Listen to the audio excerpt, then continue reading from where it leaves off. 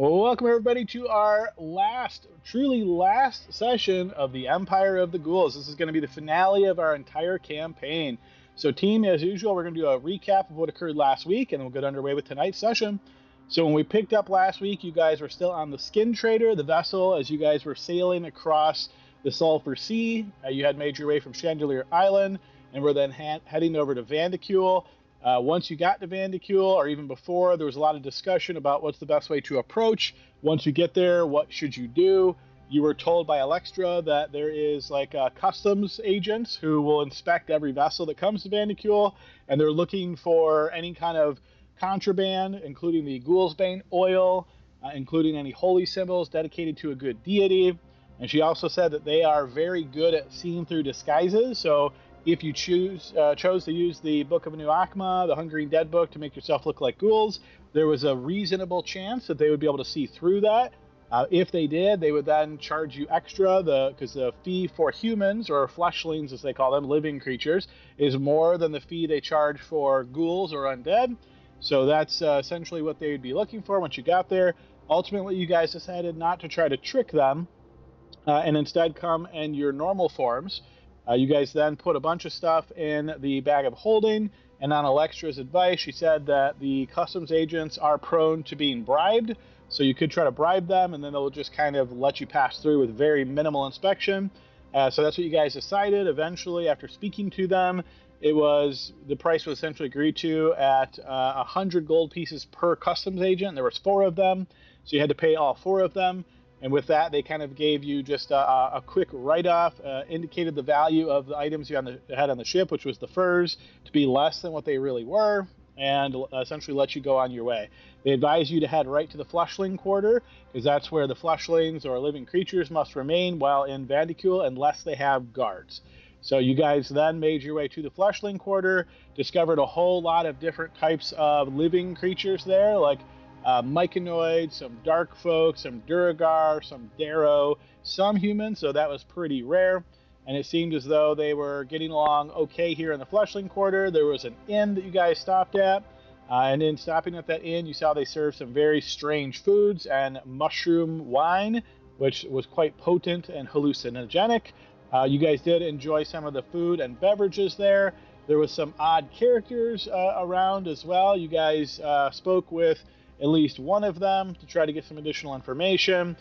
Between all of your information gathering, you were pointed to the Artisans District inside Vandicule proper to let you know where you could go to buy things like armor. You had also indicated you wanted to buy some type of gems, and they said also in the Artisans District you could find that kind of stuff. So you eventually hired a couple of guards, which turned out to be ghasts, and those ghasts escorted you to the Artisans District. You guys spent some time there purchasing some odds and ends, and essentially used up all the money that you could, knowing that this final battle is truly that final battle, so you want to be as prepared as you could be. You also made your way over to see the Marquis. This is a ghoul, a Derricule, who lives here in Vandicule. You persuaded his guard essentially to let him in by showing the symbol from Narrowsane. When you spoke with the Marquis, only a couple of you were admitted to see him. And then you had a brief conversation with him, and he believed you when you said that, Narrowsane essentially was still around, and that Narrowsane wanted him to help you guys. And so the Marquis did just that.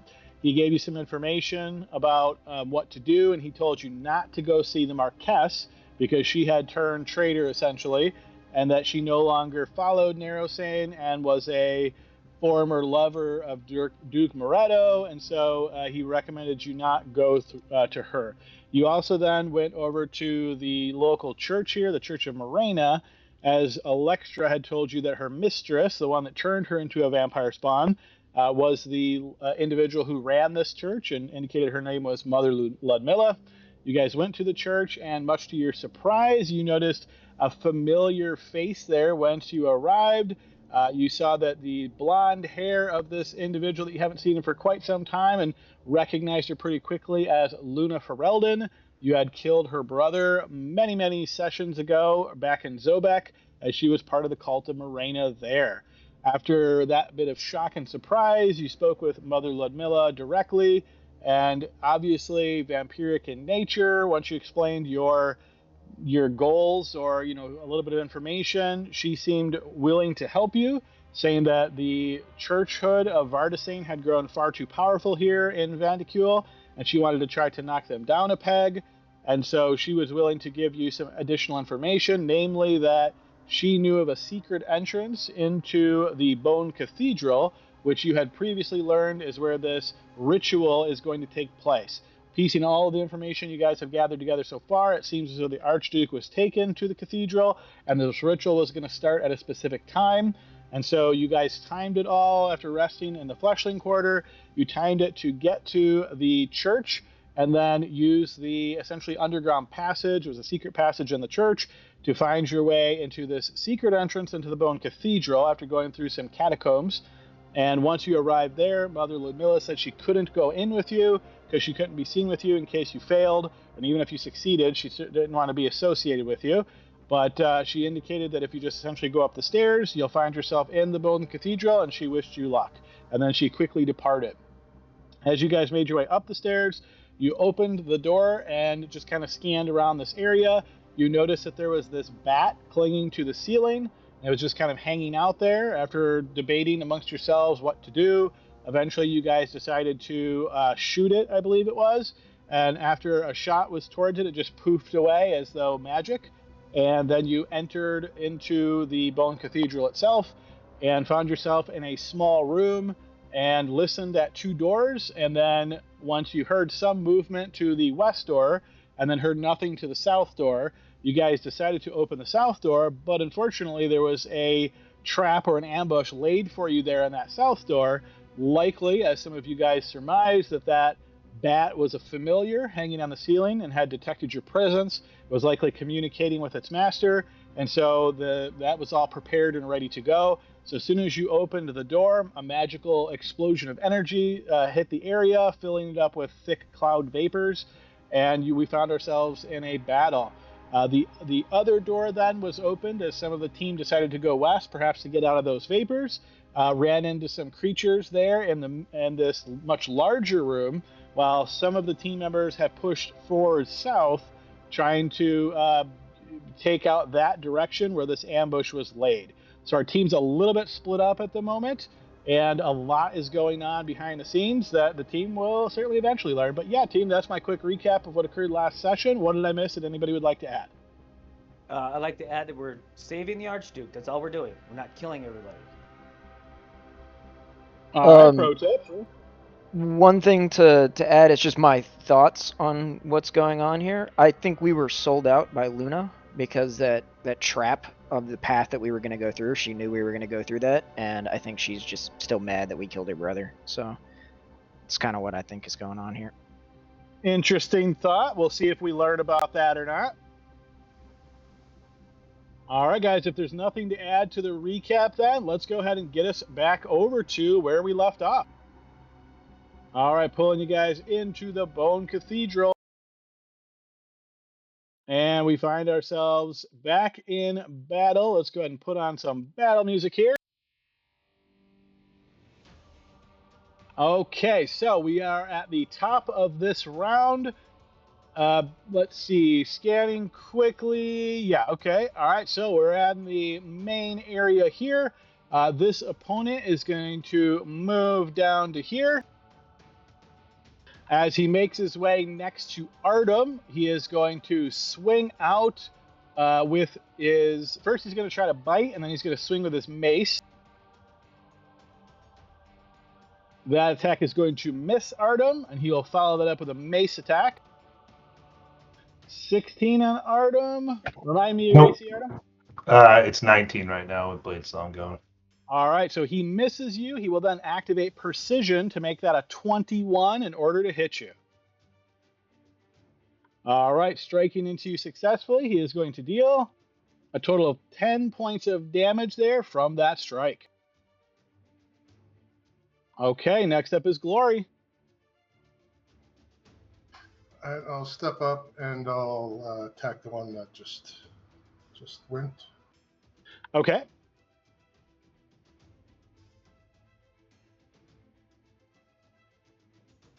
First attack is going to miss. And actually, Glory, that isn't 1 that you rolled on that first attack, looking at your die roll there, so please roll me a fumble.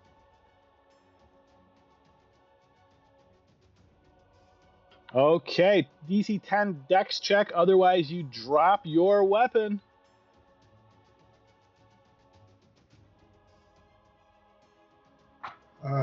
Can I? That's Oh, saving savings. throws. Yeah, this is not a saving throw, just a dex check.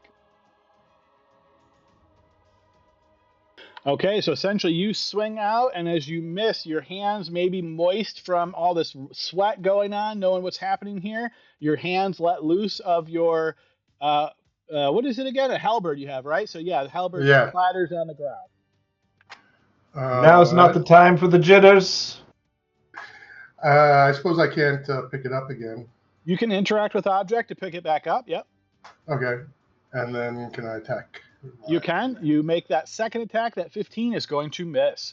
Okay, and I will pulse strike. All right, getting it back in your hands, you swing around the other end, trying to strike him with the blunt side. Yeah, that'll connect.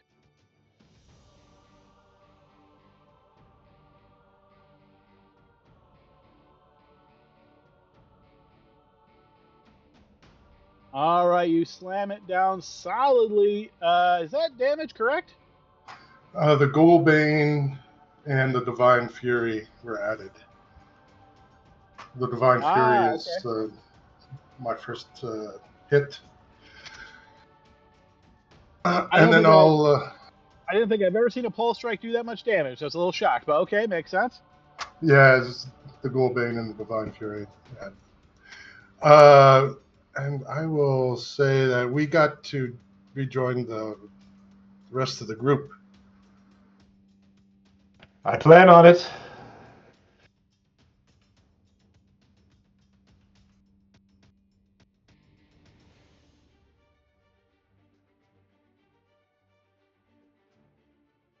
Move to there and end my turn. All right, next up is this guy's turn. He's going to go ahead and attack at Grim. So Grim, you got slammed backward by this magical hand and right into this opponent. He's going to go ahead and... Adam, is he prone? I don't think he said it was prone. No, Grim is not prone. Are you asking if the enemy is prone? Yeah, I thought that enemy was prone because I think when I walked past him, he had disadvantage because he was laying down. I don't see an icon on him, but even if he is, he'll just stand up and then take his attacks. He's not moving, so it won't have any effect. Yep. All right, so he is going to try to bite Grim here. 17, that's going to miss. He is then going to follow that up with a claws attack. 9, that will miss as well. Okay, next up is Caliban. It's interesting that anyway, Caliban. We should fall back. We should fall back and regroup. Did you say there was a purple ooze or something down there? Big black ooze. Caliban is going to bonus action cast jump on himself.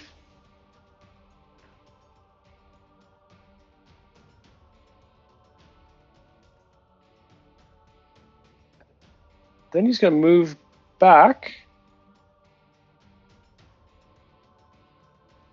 to here. And I'm going to try to polish the guy off that is between this poor guy that's taking a beating. And try to hit him with True Strike. All right, feel free to make your attacks.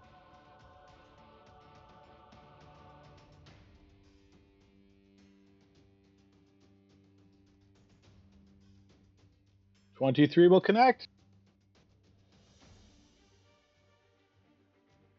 All right, it hurts him, but not as much as you'd think. But even though that's enough damage to drop him, and he collapses to the ground. Okay. Caliban's going to see Glory and kind of give him a kind of a weird look. We're retreating to you.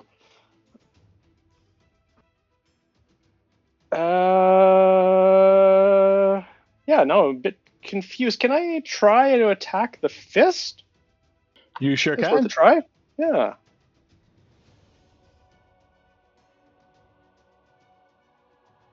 You swing out, and the hand evades your strike. I'll try it again. I'm not sure if it's going to work, but I'm here, so... All right, you slash out. Your blade does indeed connect with the hand. Oh. And can I shield bash it? You attempt to do so, and it has no effect. Okay. I'm not sure if you can knock a hand prone, but it was worth a try. All right, I'll keep track of my jump rounds, and I will end my turn there. All righty, next up is this opponent here. He's going to make his way out of the doorway up next to Artem. I'm going to try to give him disadvantage with luck if he attacks. He is indeed going to attack. All right, spend a lucky point. His first attack is his bite. This will be a disadvantage. Okay, that is going to be a fumble.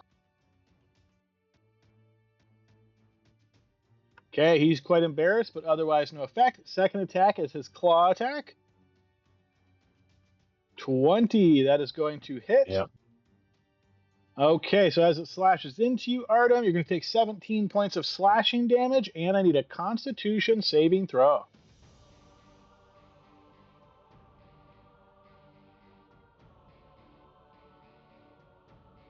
Okay, you feel yourself getting a bit ill, but you manage to fight through it as we get to Grimm's turn.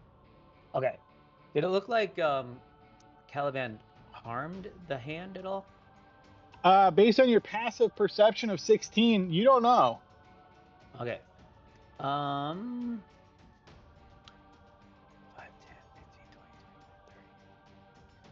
15, 20, 30. Going here, here, and then here, Adam. Okay.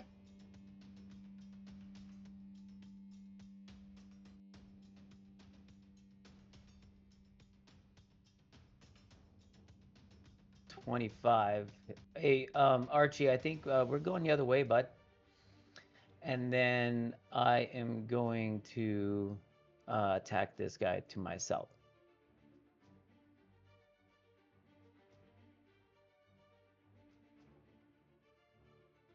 $26, yes, that is going to connect.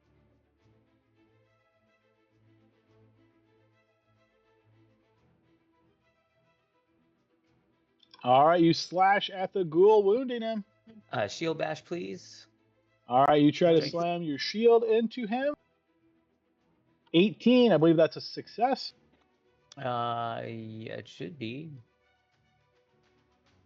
Yeah, 17. Second attack. And 18 will connect.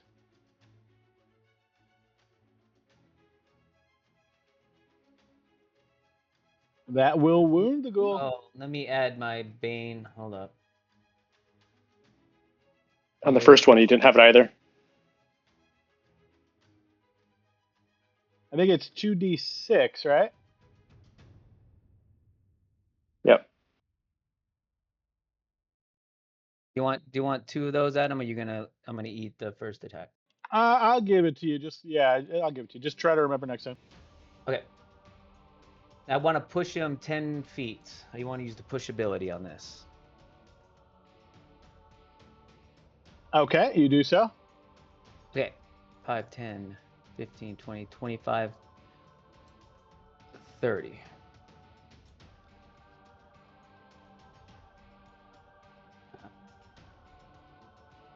Alrighty, on her turn, she's going to make her way to here. And as she's coming through the doorway, you can hear muffled conversation in Derrick-Hule. It sounded like she was shouting before she got to the hallway. I don't know why that popped up. Interesting. Okay. I am petrified, so maybe it's because she's concentrating on that. I don't think you're petrified. You have a nauseous... Oh, not petrified, nauseous. Yeah, nauseous. Yeah. Sorry. I'm not sure. That just seems like a random thing.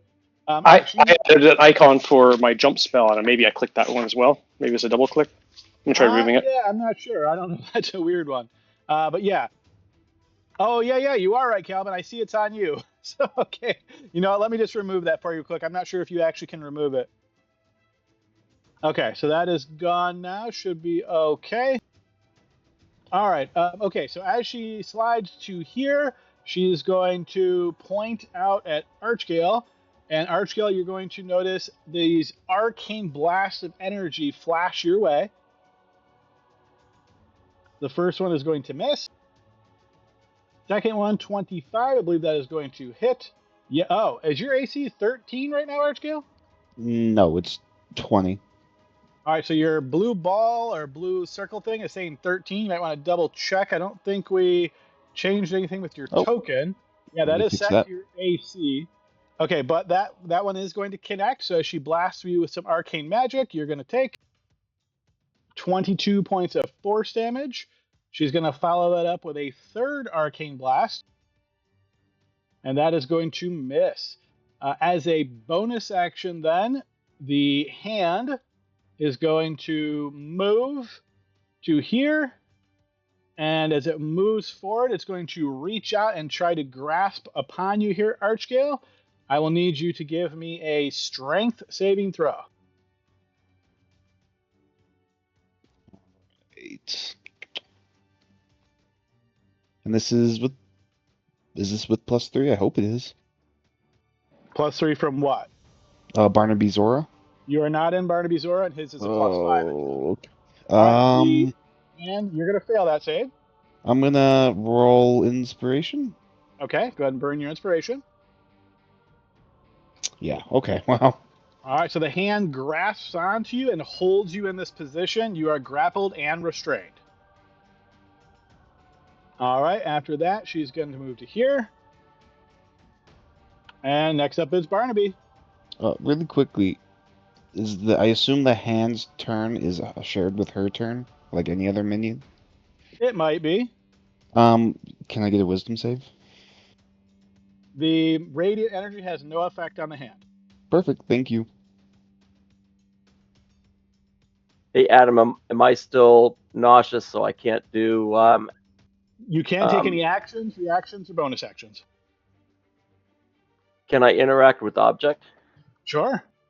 I am going to stick my finger up at something, and that's about all I can do, but that makes me feel good for doing it.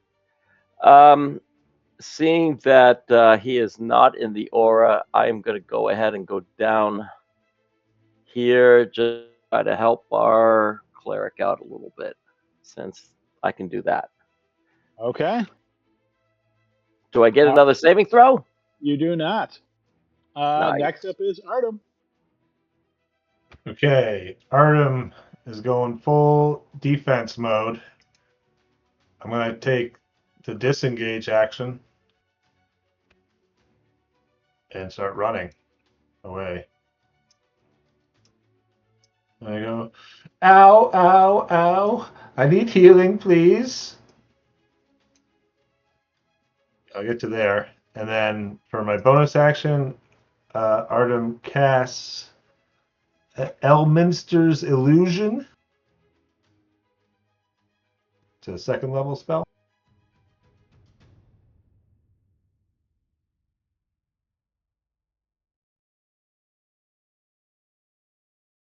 Okay. Make sure you've got concentration. You do. Okay. You have cast a spell. Okay. He goes, there's more of them in there. We might want to pick a side. And that's the end of my turn. So it looks like that. Oh, you disengaged. Right. Okay. Got it. I was thinking that was not your action, but okay. Makes sense. All right. This guy's going to make his way to the doorway here. And he is going to he is going to point out at you, Artem, since you're badly wounded. He's going to conjure the hungering jaws around you. I'll need a Constitution saving throw. Okay, is this a spell or a magical effect? It's definitely a magical effect, yes.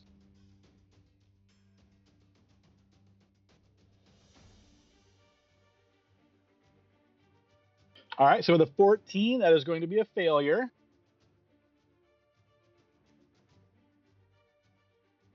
And you will take 20 points of necrotic damage.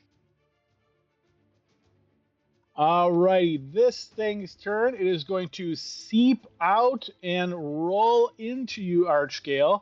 It occupies your same space. You're currently grappled and restrained. This attack is going to be at advantage as it reaches out a pseudopod at you, but does not connect. Can I get wisdom for that one? Wisdom, sure, yep. Okay, it's going to fail that.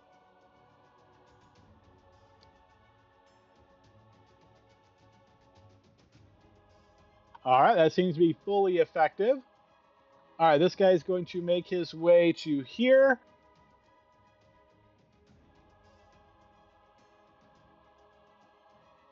Alrighty, from here, he is going to visibly do nothing. Lod. Okay. Bonus action, I will reach to my belt, and I will actually, I can feed another character a potion as a bonus action, right? Assuming It's you not- have free hands in order to grab, sure. Yeah, okay. So I will use a potion of healing, one of the two that I have on my belt on Artem, Oh, thank you. for 9 points of healing. And then I am a lore bard, so this hand, would I recognize that to be what I think is Bigsby's hand? Based on a quick glance, if that's what you think it is, maybe. If you'd like to use your action to try to investigate it, you could deduce that for sure. No, I'm not going to use my action. What I'm going to do is I'm going to try to dispel it with a 3rd level spell. Okay, go ahead and post your dispel. You will definitely have to make the spellcaster check. Yep, okay. And I would like to use a luck point to roll this at advantage. Okay. That is just my charisma check, as charisma mod, right? See, 10 plus, right. So unfortunately, that is going to fail. It does not dispel it. Okay, can I use inspiration to try it again? Sure, but again, it's only one more roll. That's fine. Oh my gosh. All right. That unfortunately is not going to do it. Okay. And then I will, I guess, move forward to here and end my turn. Okay, move to Archgale, grappled, restrained. What would you like to do? I assume grappled and restrained. Does that have an effect on casting spells? It means that you can't move, and attacks against you are at advantage. Any attack you would make is at disadvantage, but it does not hamper spells.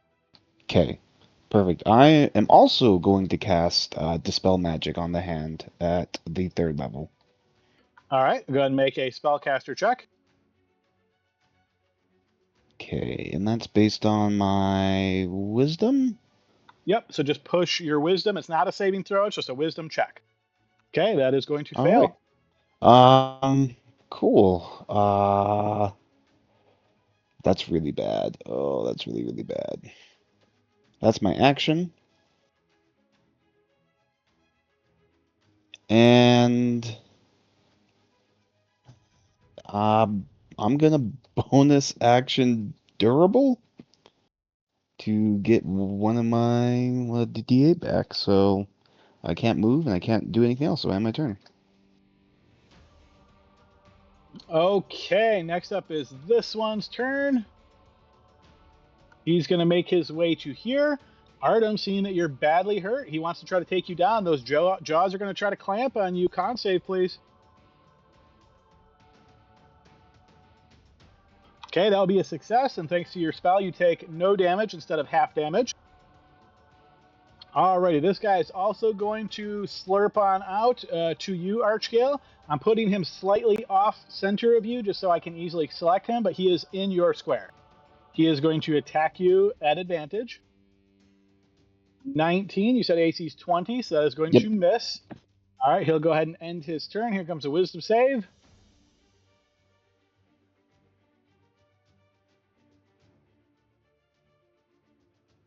All right, he is damaged by the radiant spirits. This one, same thing. I'm going to put it slightly off kilter, but it is on top of you here, Archgale, attacking you at advantage.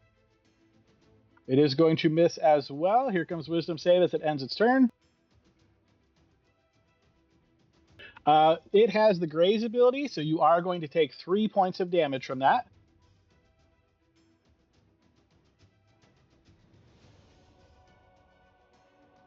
Alrighty, this guy's turn. He is going to move up to here, and seeing that you are quite hampered here, Archgale, he's going to attack you. So he is going to attack first with a bite. All right, 16 is going to miss. He's going to activate Precision to make that a 21 to hit you. I will reaction shield. All right, so that makes your AC 25. He'll follow up with a Claws attack. 25, that is going to hit. I will react to lower the with cutting words to lower that attack roll, which would just make it miss because it only needs to be 1, right? Yep. Go ahead and burn that die. That will miss. Can I get a wisdom save on that guy? You can. One moment. He fails. Once again, not as effective as you'd think.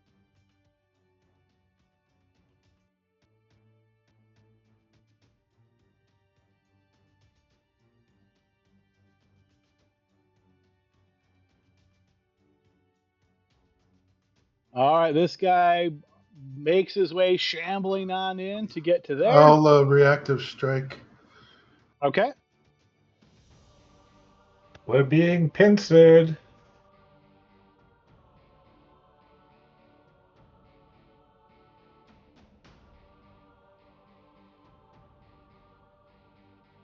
$15, that is going to connect. Go ahead and post damage.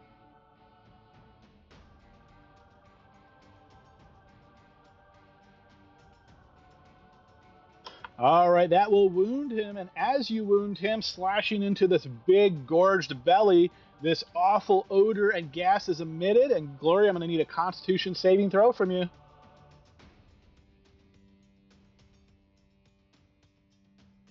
All right, you will succeed on that and not suffer any ill effects. All right, we move to the next round. DM doing things when round occurs. All right, now we're back to this opponent up here.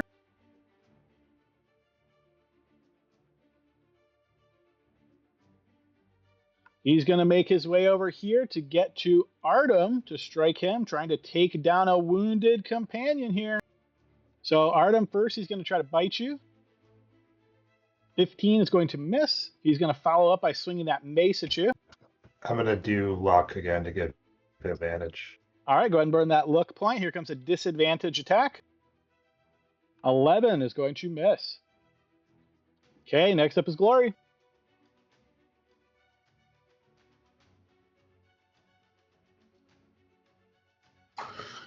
I will.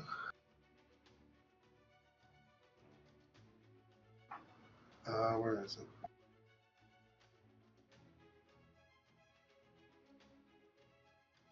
Celestial Revelation.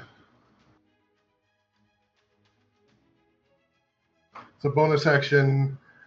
All do necrotic shroud. Creatures other than allies within 10 feet must succeed on a charisma save or be frightened. All right, I am seeing 2 opponents within 10 feet of you. Let me do a quick check here.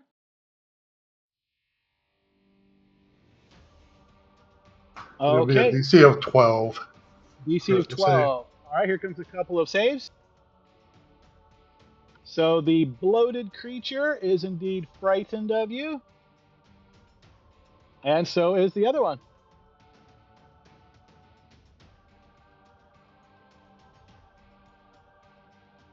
I'm going to disengage. All right, action disengage.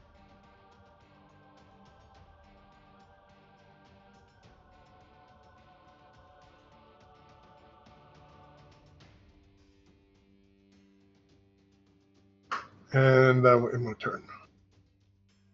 All right, Caliban. Okay, that's going to move. Maybe. Maybe not. Come on. There we go. 5, 10, 15 to here. And then I am going to bonus action cast Misty Step Okay. to. Oh, the map is super slow. Probably because you have so many critters on it, I suspect. I think that's That could 30 be. feet to 30 feet to here. Okay. And this would be 20. Hello. And I'm All going right. to. I'm going to ask you to pause there for just a moment. As you now have line of sight on some other stuff here, let me go ahead and add some additional units into the initiative. Oops. No, that's where I was going to, but that's not a bad move. No, they're there regardless if you can see them or not. So you may as well know what's there. All right, Calvin, it is still your turn. All right. I am going to try to smack her. And I'm trying to remember what I have. What does my Mage Slayer get me? Does it get me anything here? It gets me a damage a creature is concentrating. Yep. Yeah, they have disadvantage on the saving throw to maintain. Okay, there we go. Good. So yeah, let's try to break her concentration. I guess I can't. Can I still True Strike? Yeah, I could still True Strike. That's a cantrip. It's not a bonus action. Yeah. Okay.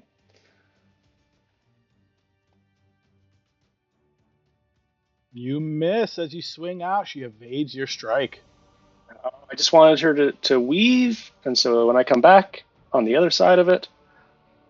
This gets very close to hitting her, and then she motions with her hand, conjuring an arcane barrier that absorbs your strike. Oh, taste of our own medicine.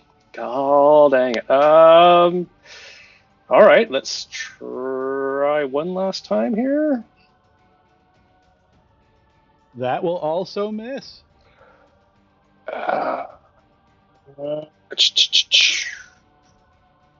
She's going to be heavily defended, but I've got to try to break that concentration. I'm going to action surge. Can I still do that? Is that a bonus action? Nope, you can action surge. Okay, I'm going to use my action surge. I'll burn that. I'm just going to hope for, Barnaby, you said I needed that. I need that. Roll the 20. I'll do it. You can do it! Woo! That will miss. God, Miss. the rolls tonight. And God, miss. oh my God. Look at those rolls. What was that? Is there one that's above 5? You took my rolls, but I can't prove it because I can't roll. 2 3s and a 4. That was definitely a terrible Unbelievable. stretch of rolls. You have my sympathy. Oh my God. All right. I don't know if I can do much else except for move 5 feet to here and then my turn. All right, as you end your turn, as a legendary action, she's going to go ahead and move.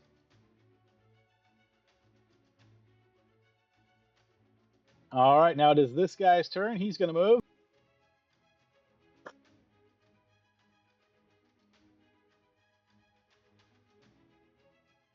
All righty, this guy's turn. He's going to move to here, and he's going to close the door.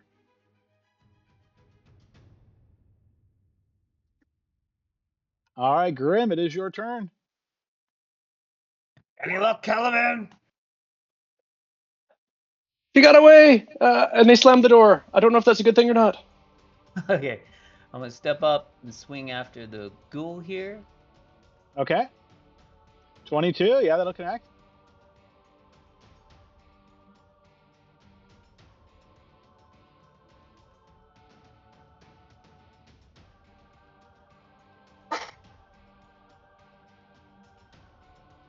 All right, you slash, connect, and wound him. Okay, shield bash, please. All right, you try to slam him to the ground. You do. All right. these next two with advantage. Yep, that'll hit.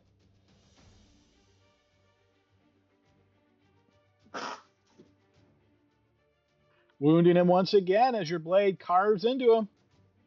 All right, third attack. 25 will connect.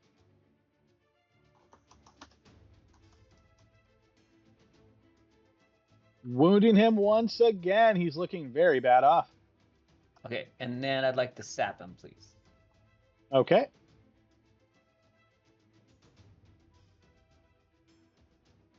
And then I don't want to get cut off.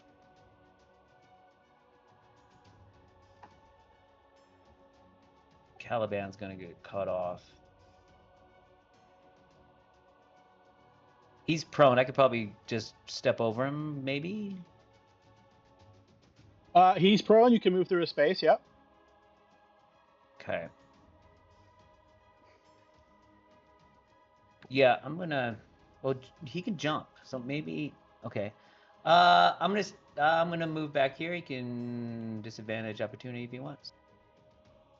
He will do just that. He is unable to bite your shins. I'm gonna step there.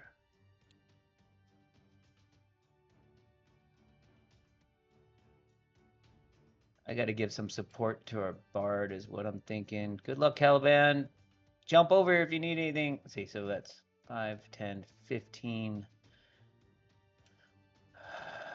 20, 25. So if they can the creature hit Laud? Hang on one second. I lost track of where you were going, so let me move you back. So you keep in mind of where you just moved. I'm going to move you to, you are here, and then you moved like this, right? Yeah. All right, so you're going to take 3 opportunity attacks from the puddings. That one is going to connect as a critical hit. This is an acid critical hit. There goes my AC. Twice as many damage as normal, and you are disfigured. Oh, now you're an ugly orc. Okay. Yay!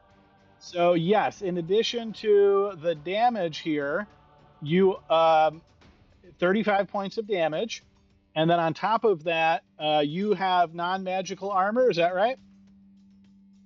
Let me double check. Let me take my damage. Hold up. I have magical. I have a shield that's magical, and I think it's just the Archduke's plate armor. Yeah, non-magical. All right, so your plate armor gets reduced by 1 AC. Okay, so I'm 22. And I would double check your sheet as well, because your token is also saying you have an 18 AC right now, and it is linked to your AC. So I don't know. My AC on my character sheet says 23. Okay, so it looks to me like all of you guys' ACs are wrong.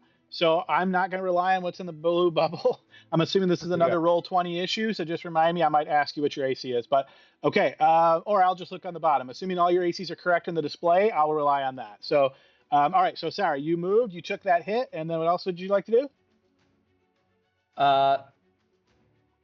It was 25 to there, and then I was thinking, can Laud get hit by that creature through that door, or how does that work? You are 10 feet away from that creature through the door, so if it has a reach of 10 feet, it can hit you. Laud. Worried about Laud. Laud can be struck through that doorway, yes. Okay, then I'm going to step up. That's my 30. Hey, boys. I'll try to keep you around.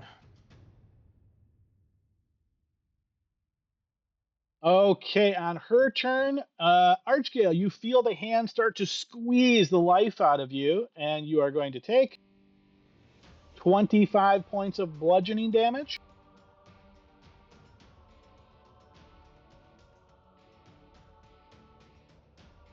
All right, Barnaby, you are still nauseated. What would you like to do? All right, Archgale, that is going to be a 10. Yeah, but your DC is 12 because of 25 points of damage. Yep. Your Guardians drops. But he is within my aura now. Post your aura. I want to make sure if it says when it works or not. Is it only incapacitated that stops your aura? When I'm incapacitated, yep. Okay, so we'll call that a. So that was. Wait a minute. Why did you say it was a 10? So you plus 5. Yeah. So you already counted that. So he rolled a Yep. 5. We got 5 for the aura, so that's 10. So that's still a Oh, failure. okay. All right, okay. Okay. Yeah. Just I was confused there for a moment. All right. So we're going to remove that aura. Okay. So Spirit Guardians falls as the crush squeezes some of the life out of Archgale. Barnaby, yeah, you're still nauseated. What would you like to do? I am still going to stand my... So I can't take an action, bonus action. The only thing I can do is stand still and be a defender there. Okay, that's what I'm going to do. All right. As you end your turn, Barnaby, you are no longer nauseated. Artem, it is your turn. Okay. Artem needs to get out of here. Artem's not feeling too good. So I'm going to use my racial ability to Misty Step to right here. Okay.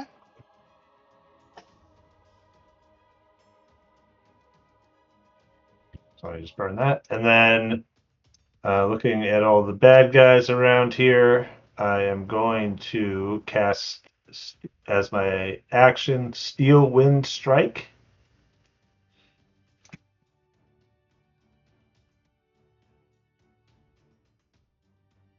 And I'm going to target this guy, or should I not ping him?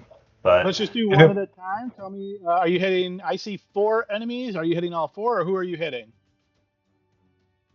I'm hitting the 2 to my north. Oh, okay. So go ahead and post Steel Wind Strike real quick. Let me just read that while you're picking your targets. They got to be within 30 feet. Okay. Should I cast it or just do the? Yeah, no, post? that's plenty. Up to 5 creatures. Okay, so go ahead. So going from north down, it was going to be top north, bottom north, then this one here, Okay. then the 2 northernmost oozes. Okay, got it.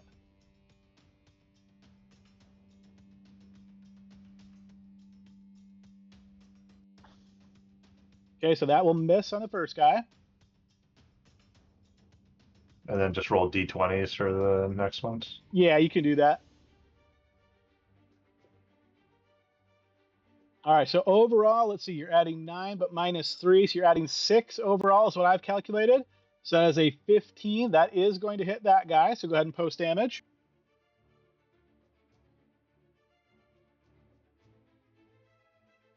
All right, so as that guy is struck, this billowing poisonous cloud vapors out. Grim and Laud, I need Constitution saving throws.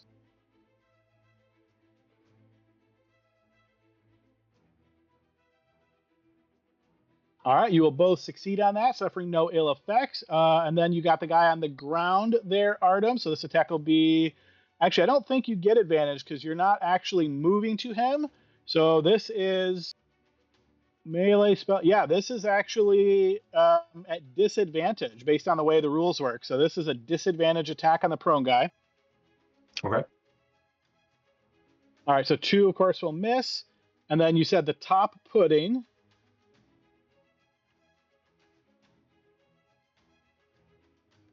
So that'll be 17, I think. Oh, sorry, I missed that next roll. 17 will hit. Go ahead and post damage.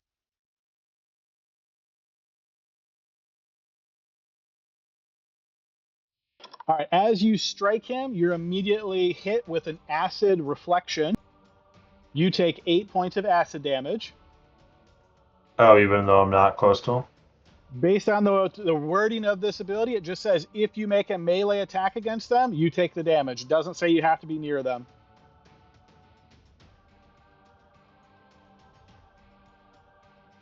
Okay. All right, second And pudding. then the last one. That'll certainly hit. Okay, is this a crit where I roll on the crit table? It is, yep.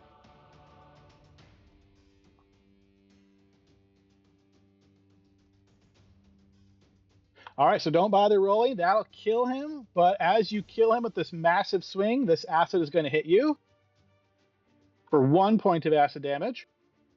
Wow, that's amazing. Yeah, I know that was I close, have, wasn't I it? have 3 hit, or I have 2 now. Okay.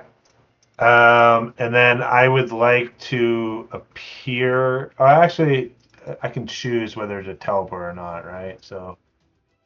I think it says you have to teleport. You have to pick one of them, or maybe it Oh says if yeah, you want. I then teleport to a space, unoccupied space. So I am going to teleport to this space right here. All right, yep, feel free.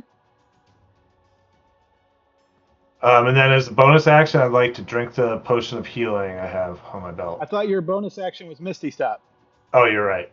You're right. Okay. Well, isn't that a non? Oh, sorry. It's still. No, it's it still a still bonus uses action. the Yeah. it just doesn't do the spell slot. Okay, you're right. So that is the end of my turn. All right, you end your turn there. We don't know what that guy's doing. We'll move to this one's turn. He's going to make his way to here, and yeah, Laud, he is going to attack you. Okay. So he first tries to bite you. 11 is going to miss, and then he swings his mace. 12 is going to miss. Oh wait, I'm sorry. Did I get one more steal and strike? I thought I did 5, right? You did do 5. Oh, I missed the guy down here.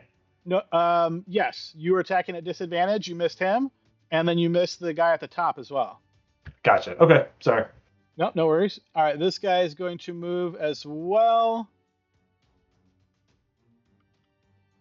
All right, he will get to there, and we're not quite sure what he's doing.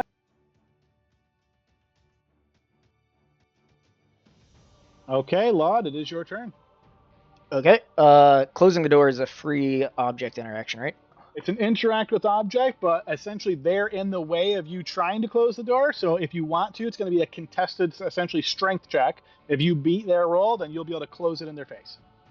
Okay, I'm not even going to bother with that. What I'm going to do is I'm going to cast Wall of Force directly behind me and Grim to block the door, so that they can't get through. Okay, feel free to move. Wall of Force, and then I will move. So wait, just to clarify, so you're putting it super thin between, like, on the wall? I'm not sure that actually works.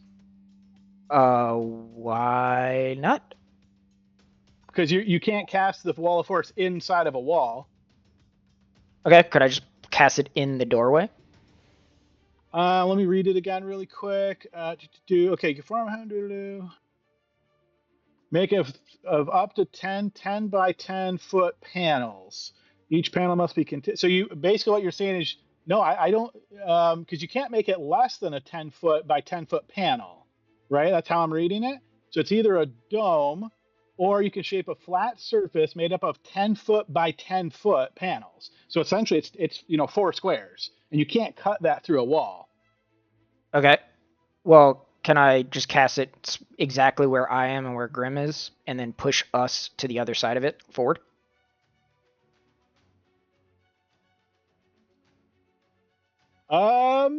Maybe. Let's see.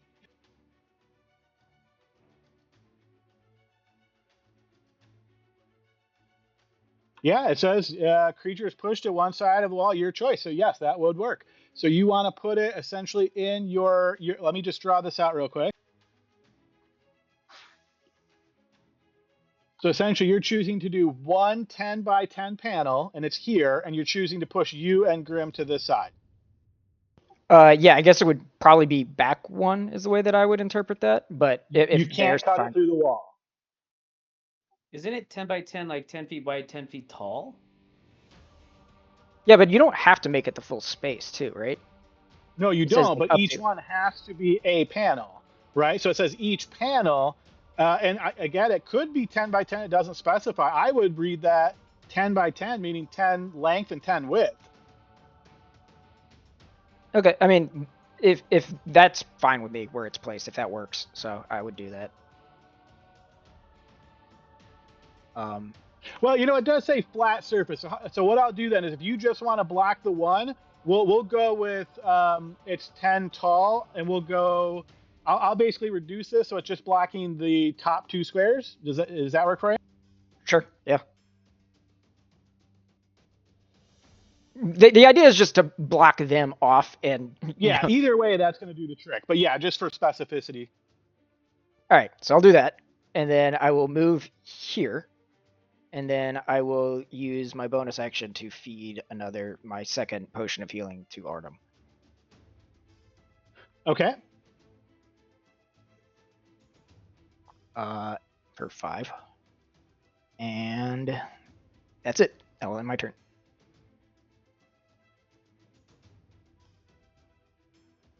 All right, Archgale. Okay. Well,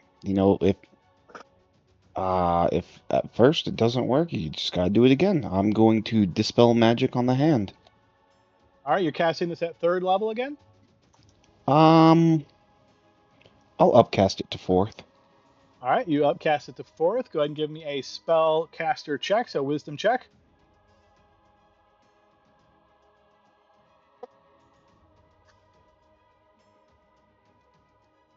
All right, you whisk out with this magic, and this time it is successful, and the hand vanishes. Nice. So I'm no longer restrained or anything? Correct. You are no longer grappled or restrained. Okay. Cool. I didn't think I'd get this far. So I'm going to see. I know that I have or creatures that try to attack me because of the speedy feat have disadvantage. Is that worth it? No. I'm going to action disengage. Your action was dispel magic. Oh, you're right. Okay, then I'm going to. Claude, I see you typing. Don't say it. Don't type what you were about to type. If you want to say that in character. That's okay. I think this is worth the risk of running away. So I'm going to go 5, 10, 15, 20. And go right behind Glory. Okay. And I will accept those attacks. For some reason, they choose not to attack you. AKA, they already burned their opportunity attacks when Grim ran. Everybody knew that. We're kind of laughing at you in chat. But we just had to see what you were okay, gonna do. okay, okay. I overthought that way too much. Okay. Well, cool. I don't have any other spells I can cast. I'm gonna bonus action durable and then my turn. All right, bonus action durable and turn. All right, so you're going to see this one moves into a shared space with its ally, tries to move in. It can't. It hits the wall, and then it is going to call out in Derricule. I know none of you speak at Derricule. Remind me, Barnaby, you had comprehend languages going at one point. Do you still have that?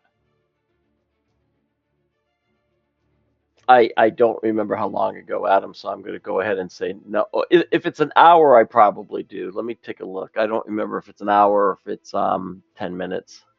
I don't recall specifically when you cast it, so I was just hoping maybe you took a note, or maybe that's what the blue dot was. I wasn't sure. No, the blue dot is I have Bardic Inspiration. Okay, I'm going to move these guys because their movement would occur anyway. But yeah. All right, so this one's turn. It is going to roll forward. Now, these guys aren't particularly smart, so they can't necessarily detect who's hurt. So I'm going to make this random between Artem and Barnaby. So Artem, you're going to be odd. Barnaby's even. All right, it's going to attack Barnaby. So it rolls on top of Barnaby and is going to attack him. 22 against Barnaby. I'm assuming that hits. Shield. Oh, sorry. Everyone else was doing it. And I know. You didn't take that one. So that's going to be 16 points of acid damage, and your armor class is reduced by 1, assuming you have non-magical armor and or a shield. Correct. All right, this guy's turn. Can I use my reaction to strike him? Nope, he had entered your space a while back. You didn't declare it No, beforehand. this one is the the Guardian attack when it hits Oh. an ally.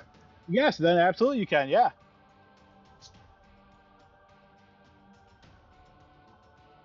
All right, that is actually going to hit, believe it or not, with a 17. Okay. Or, I'm sorry, with an 11. His AC is 7, is what I was trying to say. All right. Ignore the Ghoulbane. Oh, how much was the Ghoulbane? 10, so it's only 15 points of damage. 11 regular and 4 necrotic. All right, so 11 regular. All right, so as you hit him with your halberd, he is going to split in 2. So hang on a second.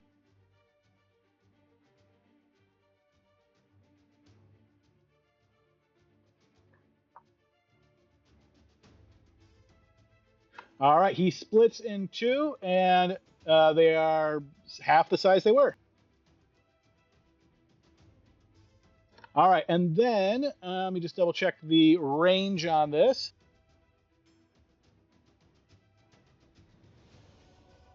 Yeah, no range. So you do take acid splashback as you hit it with a melee attack here, Glory. That's going to be 5 points of acid damage to you, Glory.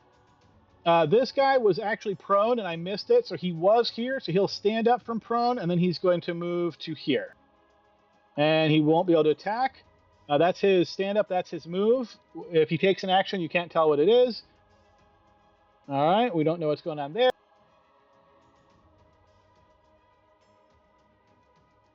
Adam, we cursed you. We're leaving all these creatures alive, so you have to do a whole bunch more work. It happens, right? It was Wall of Force was a genius move there, right? It's definitely going to help. All right, same with this guy. No preference to who he hits, so odds is Artem, even is Barnaby.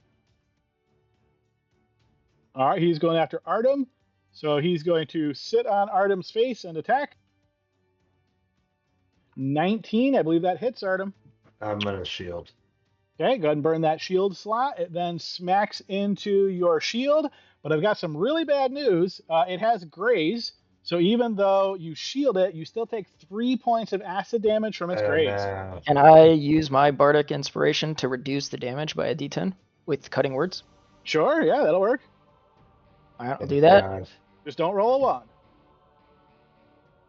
Do you want to roll it, Artem? I can roll it. No, you roll it, please. Okay. All right, 9. so no damage. Just make sure you burn that die. Yep. All right, another round has gone by. DM doing round has gone by things. Damn. Do we think the ritual is happening right now? It could be. We need to get through there. Where is it, though? All right, next up is this guy, as you guys wonder what's going on here.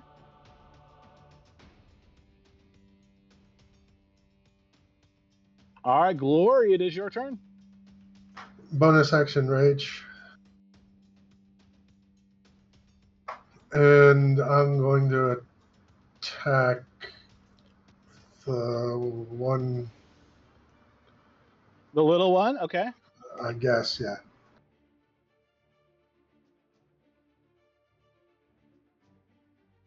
$16 will hit.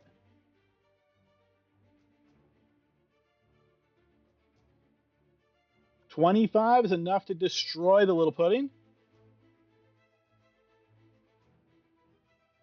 Am I able to move into this space? You're sharing a space with Barnaby, so if you step to there, you'll be squeezing. Attacks you'll make will be at disadvantage, and attacks of you will be at advantage.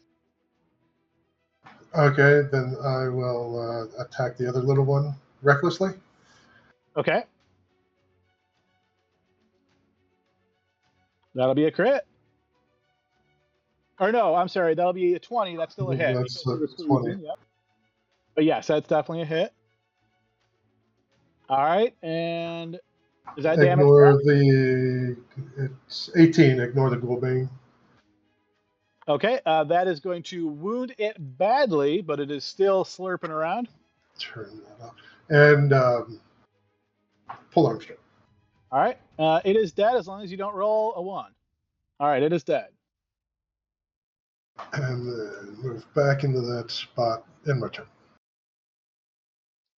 All right, we're over to Caliban. Okay, God, we need to get out of here. I'm going to cast Scorching Ray And I'm going to fire one at the guy in front of me and then two at the remaining pudding. Okay. So let's do the guy in front of me. Sure, yep. Oh, it rolled all three.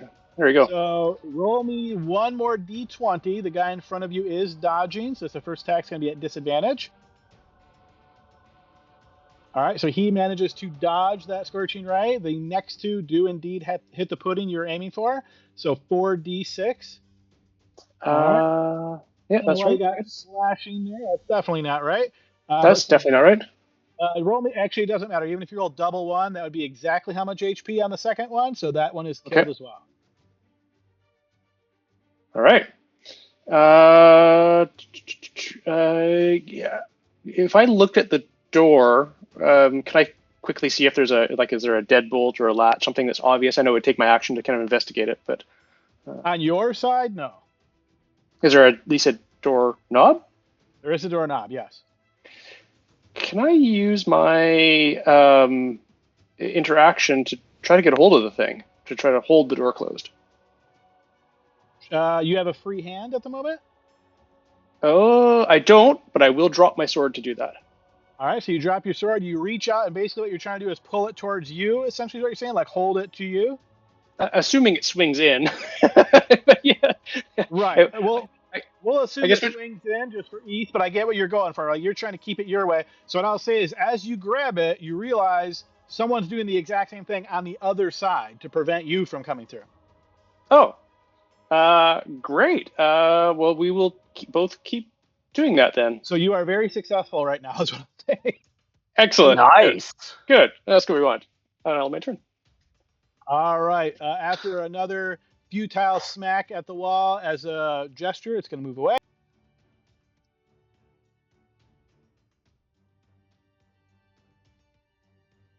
Okay, Grim. Okay, 5, 10, 15, 20. This hallway's clear. 25, 30. I'm going to use Adrenaline Rush so I can get up close to this guy. Let me burn that while I'm thinking about it. Okay, 2 left. And then attack. Okay, that is going to miss. Okay, let's see. He's standing, of course, right? Or... He is standing, yep. And that is going to miss. I'm going to shake my computer. 18 will connect.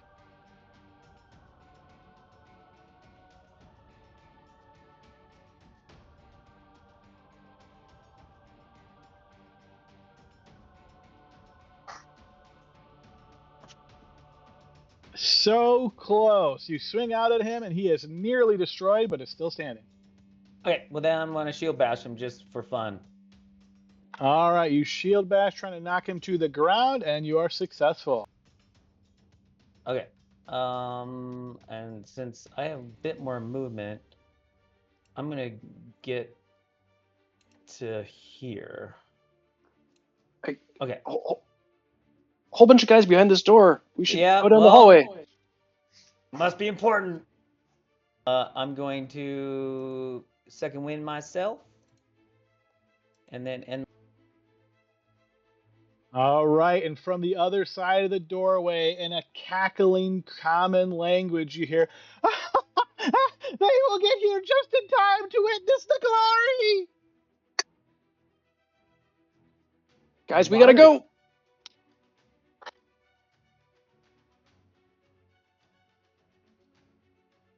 All right, here's my first of many crits today. That will miss as you stab at the prone guy. How could you possibly miss? But yeah, it's a miss. And you miss a second time with double advantage. Ouch! All right, as a 3 bonus, points of pride damage, but yeah. Yeah, no, I take a lot more than that, Adam. Except that I kind of expect that kind of stuff, you know. Anyway, actually, you know what? I'm going to save you here. I forgot you got flanking, so that is going to be a 17-17, which both hit. He had 1 HP. He is dead. All right. I am going to go ahead and use a bonus action to heal myself a little bit. I'm going to go ahead and give myself 30 back because I look like crap right now. Okay.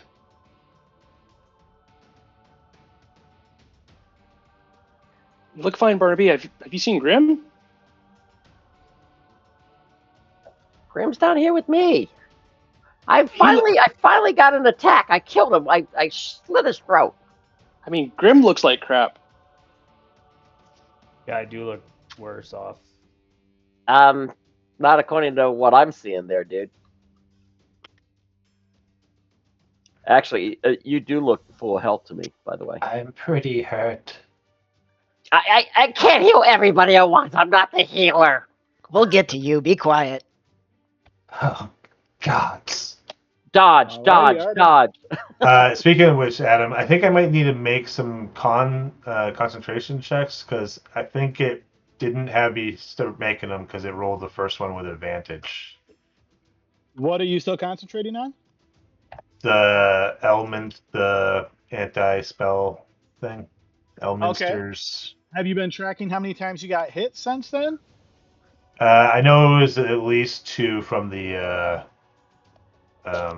slimes just getting me reactively. So. Okay, yep, just go. I think you have Warcaster, so it's just DC 10. You probably won't miss that. But yeah, go ahead and make 2 real quick. Yep, so you're all set. Let's go ahead and get you that concentration icon back on you. Hey, I do have a question, Grim. Are you hurt? Because I do see you full green. I don't know if anyone else sees. No, you. I'm just effect from the crit that hit me. It made my charisma all nasty, and I'm all looking freakish. Oh, okay, yeah. Well, nothing's changed. Stop playing with your food. We're good. All right. As my bonus action, I'm gonna drink my healing potion. Okay. And then action, I'm going to take the dodge action. I go, someone please heal me. I am about to die. Okay, you dodge. That's the end of my turn. All right, go ahead and pass your turn. We'll move on to the next.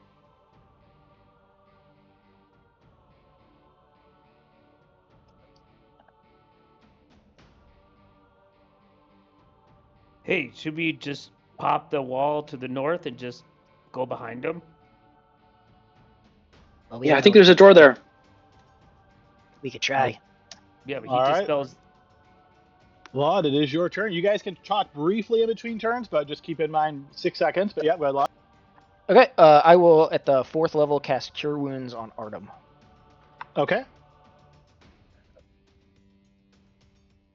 32. Well, thank you.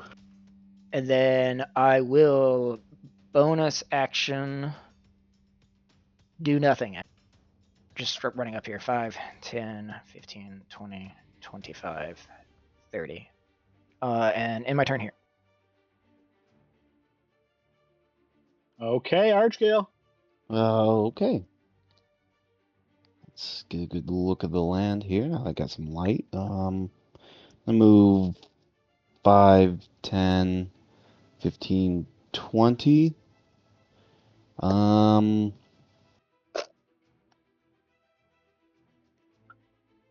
Oh, why the heck not? I'm going to the mess. Let's see. How many points?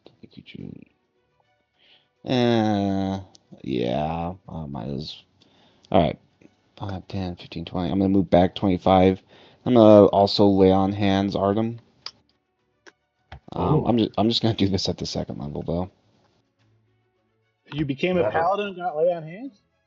Sorry. I don't why did blame I you. say Come lay on over. hands? Yeah, Dude, yeah. we'll Didn't take you ya. know that? Cure wounds. Oops, I hit the wrong button. Let me try that again.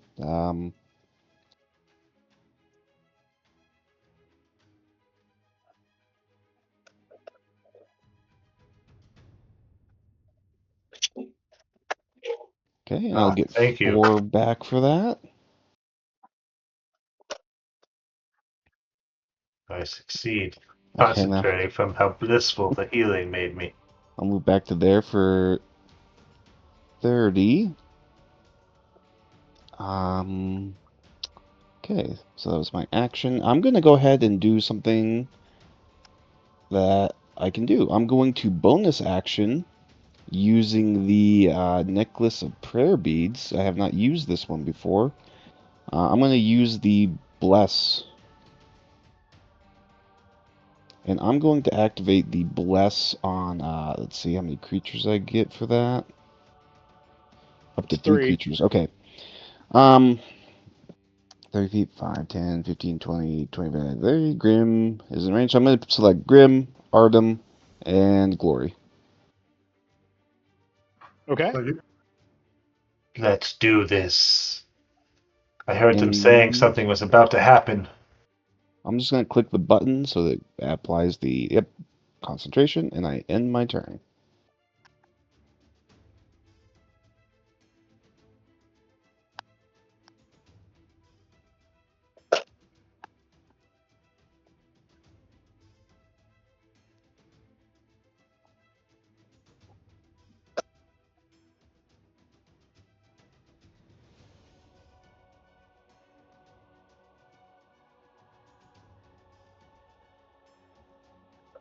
All right, top of the next round. Round things happening.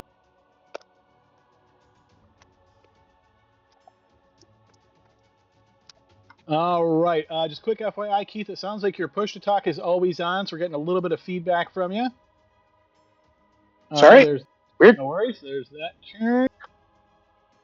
Okay, we are to Glory.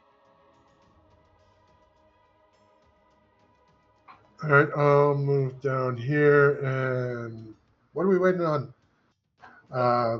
They're all behind the door waiting for us. Why don't we go north? Do we know what north goes? Follow them. Well, it's blocked off. All right, With the well, wall of force, right? So Yeah. that's plenty of talking in that 6-second window. Go, Glory. extend range, dodge action. I'm with you guys. All right, Caliban, you've got a hand on the door. Your blade's on the ground. What would you like to do?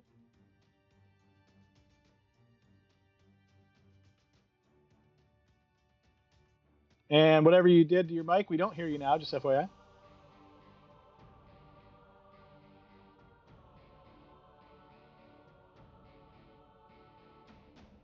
Uh-oh, button died.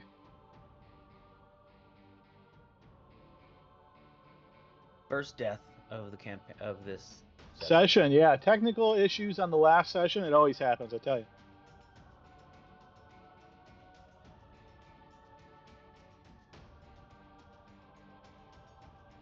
All right, I'm going to start taking turns that I don't think are going to affect anything, just to speed things up a little bit while we wait for that fix.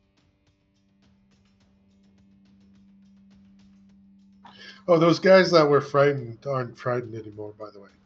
I appreciate that. I'll make sure those icons are already gone. Yep. All right. So yeah, we'll be back to Caliban or Grim. Let's see. I see Caliban is typing. All keyboard is dead. Oh my goodness. Wow.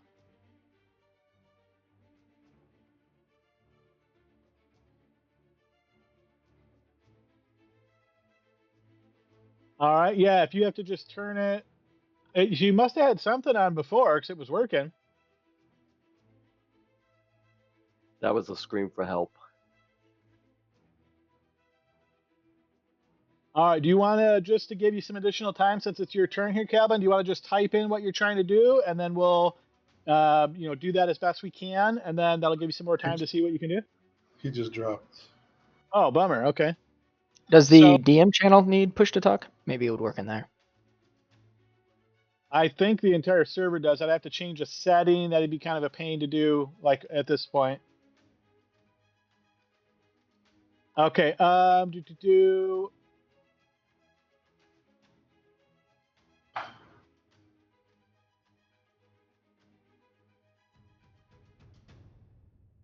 Yeah, we'll just see if we can get him to type in Roll20 real quick, and then We'll take that action. Grim, do you know what you're trying to do?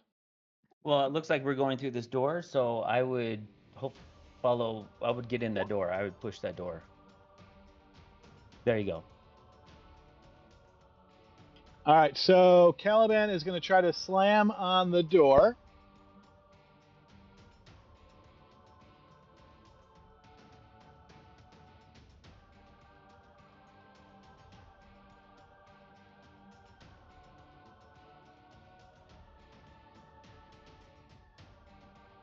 All right, Keith, I see you're back in Discord. If you can hear us, athletics check. I'm assuming your mouse is still working, that you can open your sheet and do an athletics check.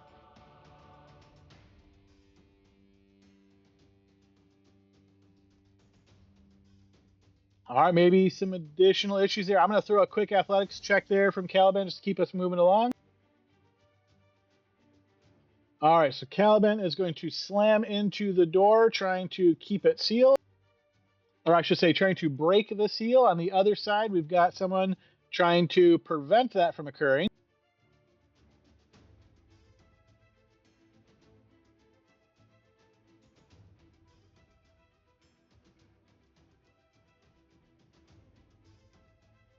All right, and it looks like Roll20 has chosen this time to start moving super slow. That would be on point. All right, so that is going to be a success. So the door gets slammed open. As the door gets slammed open, Caliban, you're immediately inside this aura of these spectral spirit guardian kind of things. And I need a wisdom saving throw from you.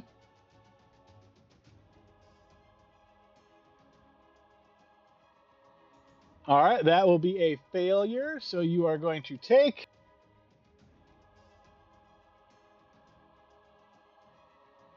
21 points of necrotic. Because you're resistant, that will be 10 points of necrotic. Okay, so go ahead and you burned your inspiration. Go ahead and re-roll your wisdom save.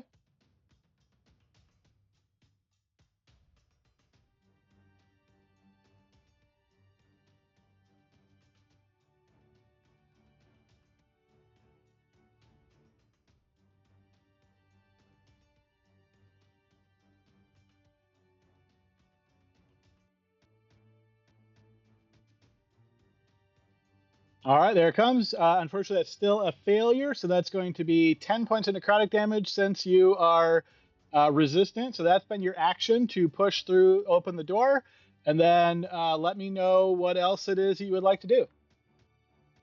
I'm going to take this moment to do a quick refresh on Roll20 because it seems like it's about that time of the night where everything's crashing.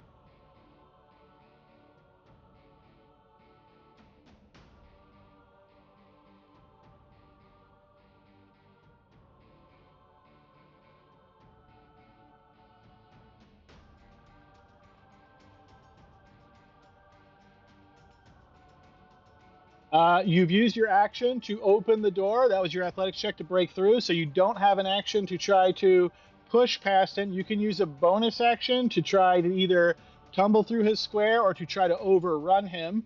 Tumble is based on your acrobatics, and overrun is based on your athletics. All right, so make another athletics check.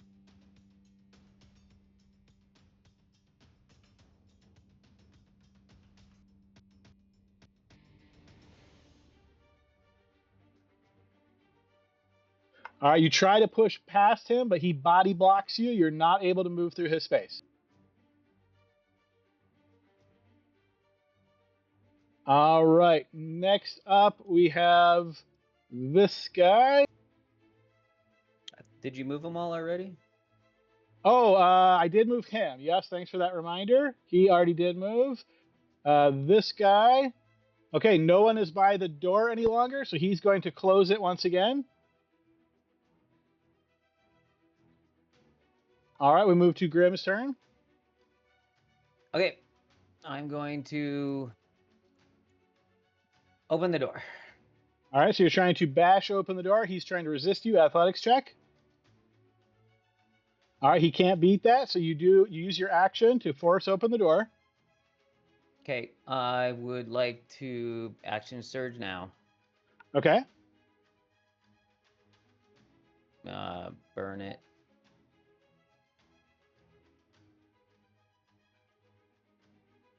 Okay, and I'm gonna swing away. Okay, 26 will hit. Okay.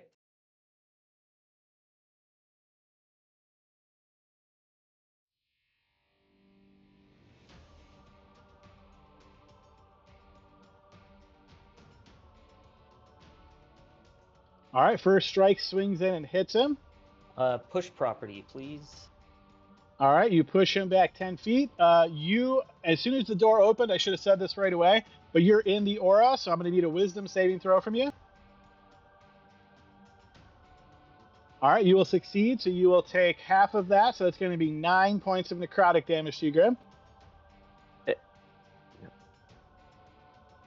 Does Barnaby's aura do necrotic or no? Yep, it's necrotic, radiant, and psychic.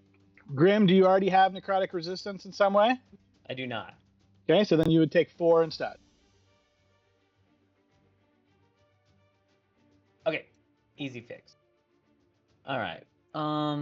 What do I see here? A bunch of bad guys. Yep, if you enter the room, I'll give you more of a full description, but That's the plan. from what you see.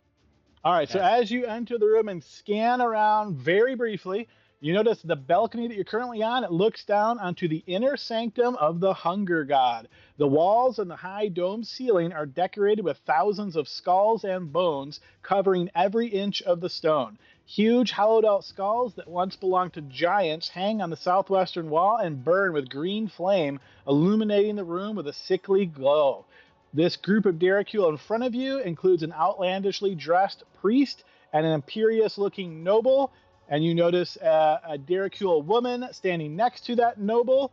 You also notice there is a giant statue of Vardasane on the southern part of the room, and you also notice from your current position, it's hard to make much of this out, but you notice to your southwest there's this winch that has a iron chain that is going from this object here, and the chain goes into what looks to be a pit. You can't see what's in the pit from your current position, but it looks like the chain's connected to something.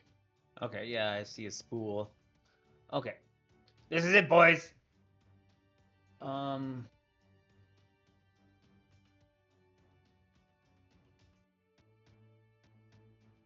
Uh 15, 20 to there.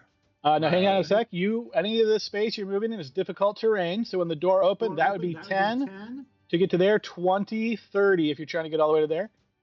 I will. Okay, so that's 30. Why is it difficult? It just feels weird, or there's stuff The on the spirits that are floating around you are hampering your movement.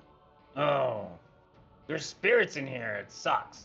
I know, it's kind of a broken spell, isn't it? I said that for a long time. Mage Slayers, get that. I know. I was hoping to clear up. Let me hit this guy to my west, Adam, for my second attack on my action surge. Okay. Yeah, 29 will hit. Did I do savage? Did. Okay. Okay, that will wound him. Can I push him, please? So is push one you can use every attack? Because it seems like a lot of those attacks, they say only once per turn. Yeah, the weapon mastery. It's a weapon mastery, by the way, but I can choose push, slow, or sap. On every attack. Yep. Yeah. Okay, so you're pushing him back 10 feet? Yes. All right, you push him back 10 feet?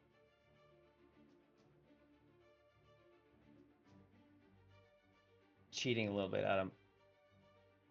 Hey, if them's the rules, I immediately start thinking of crazy stuff you could do with multiple attacks and action surge and push someone further than they can actually move in a turn, which always seems a little bit weird.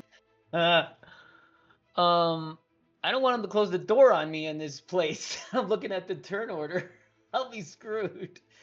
I'm gonna bonus to stop him. I'm gonna fuck adrenaline rush. Dang it! I didn't check the turn order first. This guy's gonna close the door on me if I don't stand there. So I'm gonna bonus action adrenaline rush. Okay.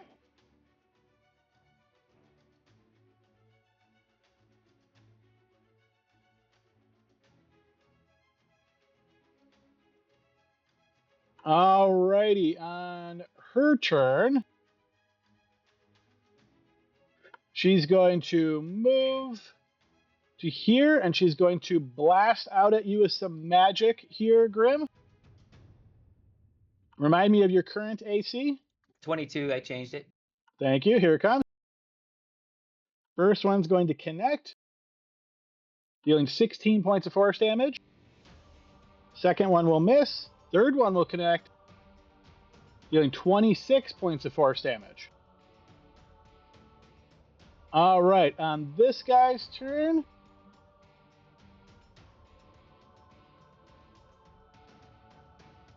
Okay, so what he's going to do is he is going to move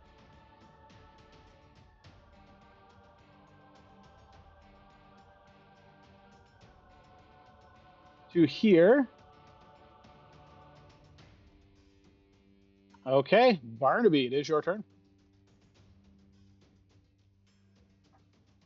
Okay, that is 10. And I am going to go ahead and use my... I'm going to go ahead and risk it for the biscuit here, Adam. Okay. I am going to go ahead and Misty Step here using one of my free Misty Step thingies. And then I am going to go ahead and use my Paladin aura vines there that everything starts popping up. So everyone within 15 feet of me has to make a strength saving throw, which I know that they probably have a good strength saving throw, but still. All right, I'm seeing 1, 2, 3, 4, 5, 6. Let's do that.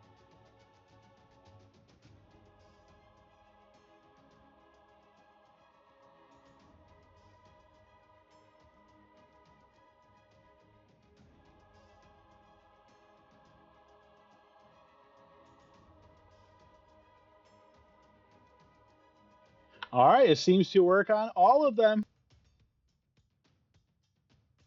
And I took away one of my steps of the Fae, Adam, just to let you know. So.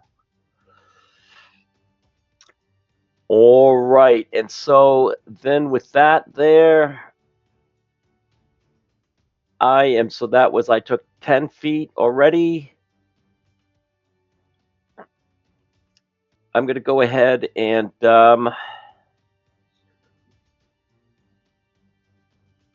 well, I'm going to go ahead and step here, Adam. I know the three of them will get an attack of opportunity on me, though.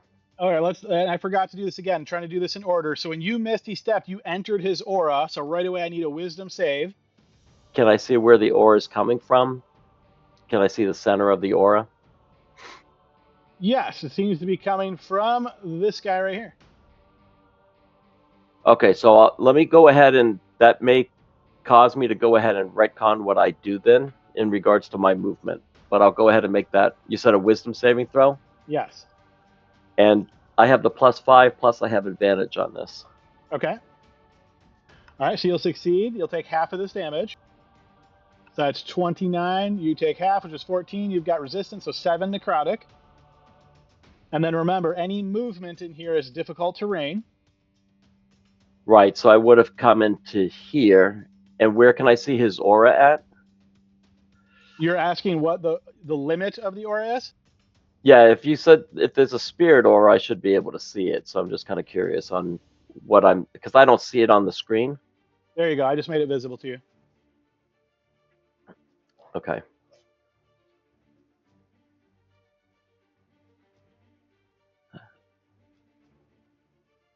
All right, so what I'll do actually is I'll come down here. So I'll just do All that. right, so let's do this one at a time. So you stepped away from her. She's going to reaction attack you. She is currently restrained, so this is at disadvantage. So 16, I believe, is going to miss. 17, yep. All right, so that will miss. And then you stepped away from him. And so he is going to reaction attack you, also disadvantage. So that will also miss. And then you did not step away from... Okay, got it. All right. And if I stay in the aura, then I take more damage, right? Once per turn. You've already taken it this turn, so you won't take it again if you stay in the aura. All right. Thanks for the clarification. I'm going to go ahead and stay there in case somebody wants to attack that dude. Okay. All right, so at the end of your turn, we've got 3 legendary actions coming. So the first legendary action, you notice some of these skulls that were described on the walls. They suddenly light up and fire out these little lines of flames. These like giant flaming skulls fire these. These all shoot at you, Barnaby. All right, so it's going to be a 16 misses you, 20 is going to hit you for 6 plus 4. That's 10 damage. The 13 is going to miss you.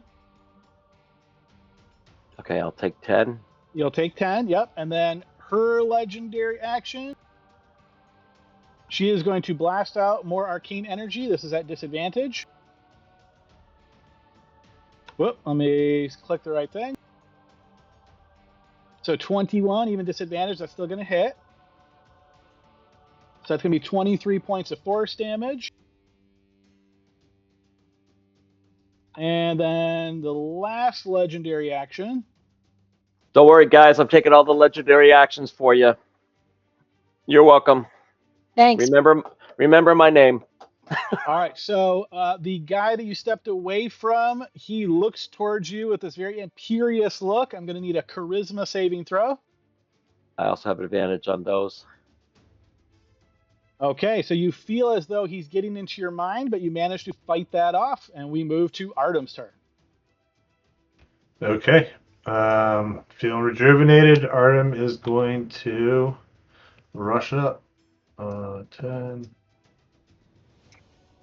20, 30, 35. All right, and I can't go diagonally through the doorway, right? Correct.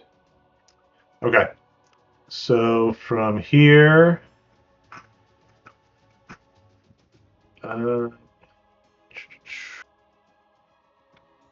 might as well do another Steel Wind Strike. Well, no. I'm going to do a little thing called Fireball. All right, you cast Fireball. You notice the woman behind you snaps her fingers and cancels your spell. Oh. Like the counterspell thing? He counterspells you, yes. Don't I roll for it now, or is that not different? So if it's equal to the level that you're casting, I believe that auto, let me double check that 2024 didn't change that. Yeah, counterspell got really nerfed. Oh, Yeah, I think okay, it's yes, I'm always sorry. roll, yeah. Yeah, Constitution saving throw. You did get a save on it now. Okay. Is it to maintain concentration on a spell? No. It's just the way it is. It's weird. Yeah, if you fail the con save, you lose the action. You don't lose the spell, though. Right. You keep the slot, but she cancels your spell. Okay. So I guess that's what happens, right? If I don't, because I would have advantage on maintaining concentration, but if it's not that, I got a 4. Yep, so that's not good enough. Okay. I go, shit. And then I have 5 more feet of movement, so I'll just move out of the line of sight there. And that is the end of my turn. Thanks for playing. All right, at the end of your turn, we have 3 more legendary actions. So Barnaby, you notice as these flaming skulls are going to fire at you once again. 18. What was your AC again? 17 now. All right, so all of these are going to hit. So that's 16, 27, 32, 38, 49 points of total damage there as these skulls are shooting this magic at you. All right, and then next up, she's going to blast you with magic at disadvantage. 19, still going to hit for 26 points of damage. I'm down. All right, Barnaby drops. Your aura goes out. And let me just double check. Okay, and then that guy's actually not going to take a legendary action. All right, and then it is his turn. Now, please post your restraining thing. Does that end Yeah, if you're I'm looking invested? right now.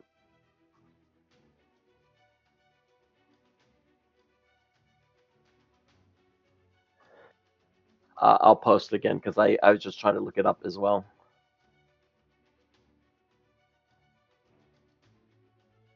I don't think that's it. Yeah, I use Channel Divinity, so that's what That you're says talking about, divine. right? That says divine sense. Use the Oh, nature's. sorry. That also says divine sense. There you go. I still think that's not it. I think They it's both say Channel Divinity. That's that's I'm clicking both of them there. one should be divine sense, and then the other one should be a special divine. So let me just open your sheet real quick. It's this class feature there.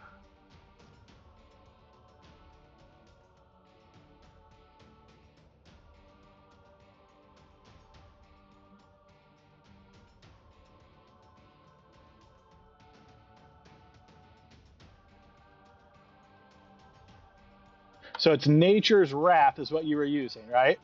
Right. Okay, so there it is. You can use Channel kind of. Okay, each creature you try to see spectral event. Peace stay at the end of its turn. Okay, so it doesn't say anything about you being incapacitated. So restrained creature repeats the save at the end of each of its turns. Okay, so on his turn,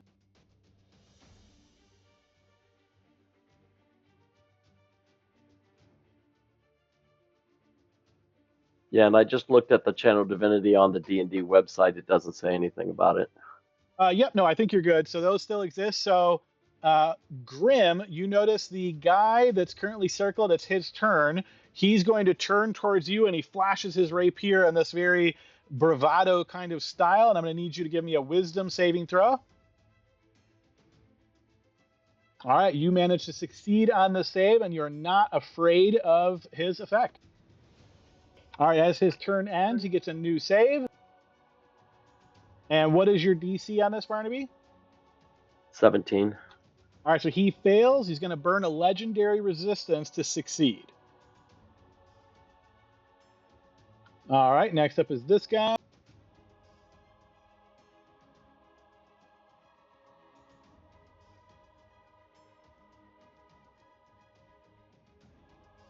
Alrighty, this guy's turn. Seeing Barnaby down on the ground here, he's going to take advantage of this and try to kill the paladin. So he's going to make attacks at advantage. You said AC is 17. He's going to try to bite you. 20 is going to hit. That's 2 failed death saves as he tears into Barnaby's flesh. Follows it up with a claw attack. 23. He puts his claws through Barnaby's heart, killing him. Hey, Adam, I do want to say this, though.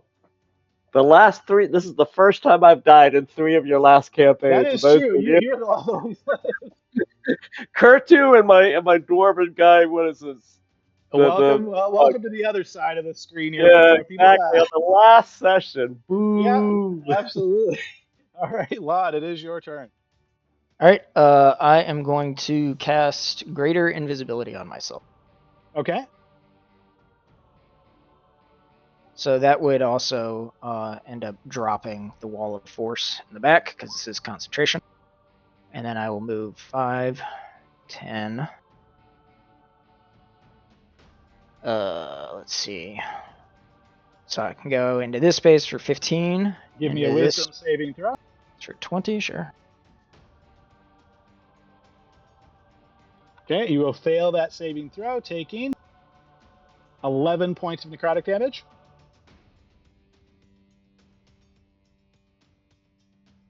All right, you'll maintain concentration on greater invisibility. Okay, so that was 20 feet. Can I jump over this wall down here? It is like a 10 to 15 foot drop, so if you fall off without any using special action or anything like that, you will take damage and fall prone.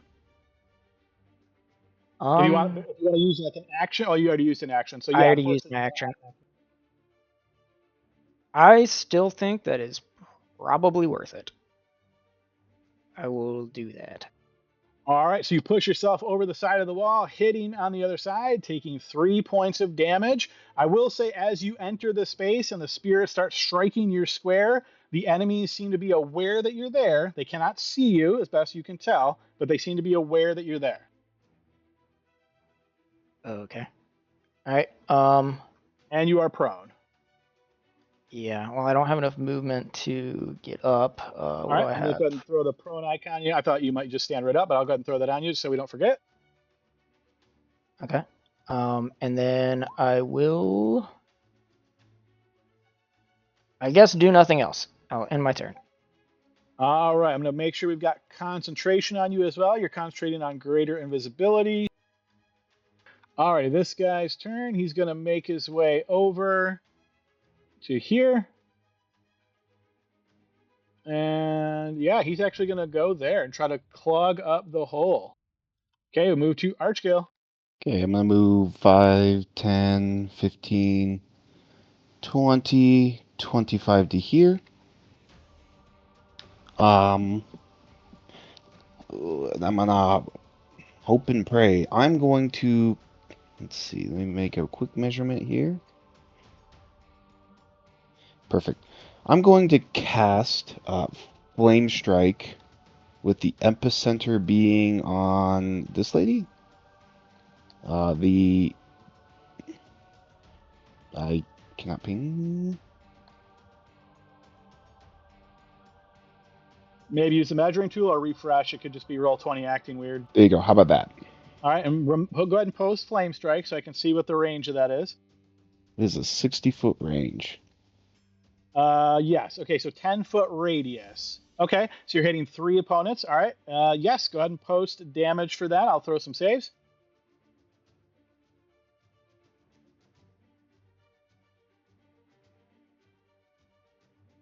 That's my 17 to succeed.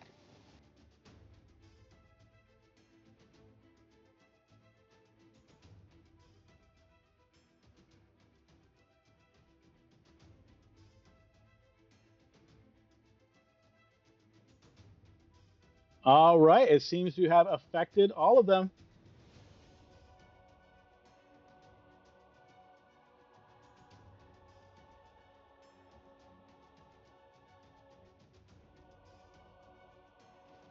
Let's see, I want 5, 10, 15, 20, 25, 30, 35 to there. That's an action. Okay. You know, I like this. I like this idea that Artem has. I'm gonna move to there, and I'm going to bonus action durable and end my turn. The corner is good. All right, we've got some legendary actions then. So the woman is going to fire a shot out at Grim. 19 is going to miss. See, this guy is going to move as his legendary action.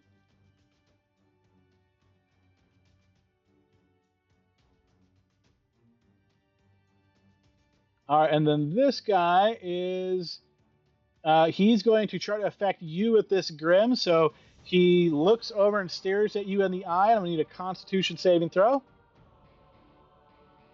Okay, that will be a failure. Heroic inspiration. Okay.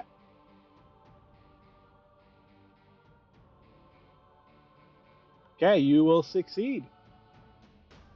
All right, and we move to the other turn.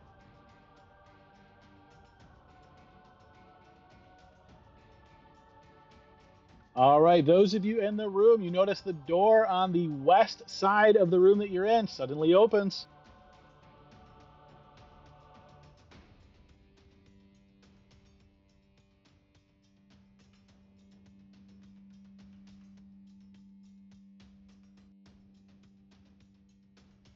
All right, another round has passed.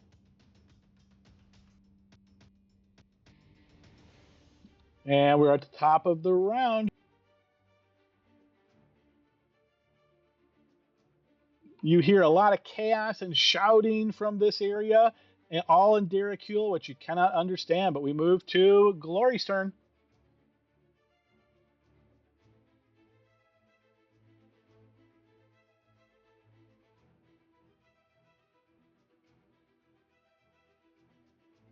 Okay, let's see.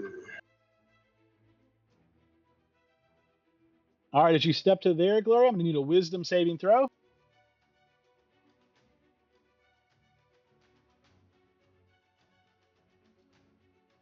All right, you'll succeed, so you'll take half. I know you're resistant, so that's 6 points of necrotic damage.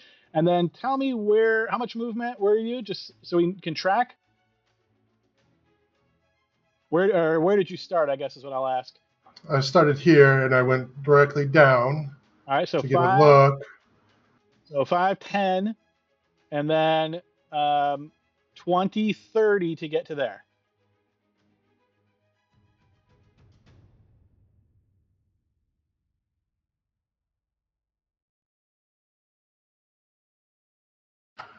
I don't like the look of that guy. Don't like the look of that guy. This Well, they is don't like the look of you either. what is this? These legs in the air mean? That means he is currently restrained, as there are vines that are holding him. And if you don't know, that's where Adam described, right, Adam? That's where the ore is coming from, right? Yes. I'll move Dead Barnaby out of the way just so you guys don't get... Or actually, I'll just turn Barnaby's aura off so you don't get confused by his aura. Oh, okay. Then I'll attack this guy. I did not see who you pinged. Let me know who that was. Okay. Undead Shredder. Okay. Yes, 31 will hit.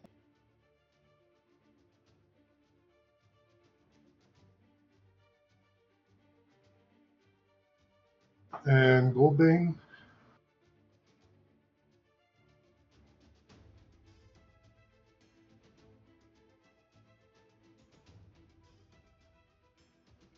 All right, you strike into him. I assume he's He immune to maintains necrotic. concentration. If he's not immune to necrotic, another 4 necrotic. He is slightly wounded. He's resistant to necrotic. Okay, second attack. That will miss. Whole arm strike. 29 will connect.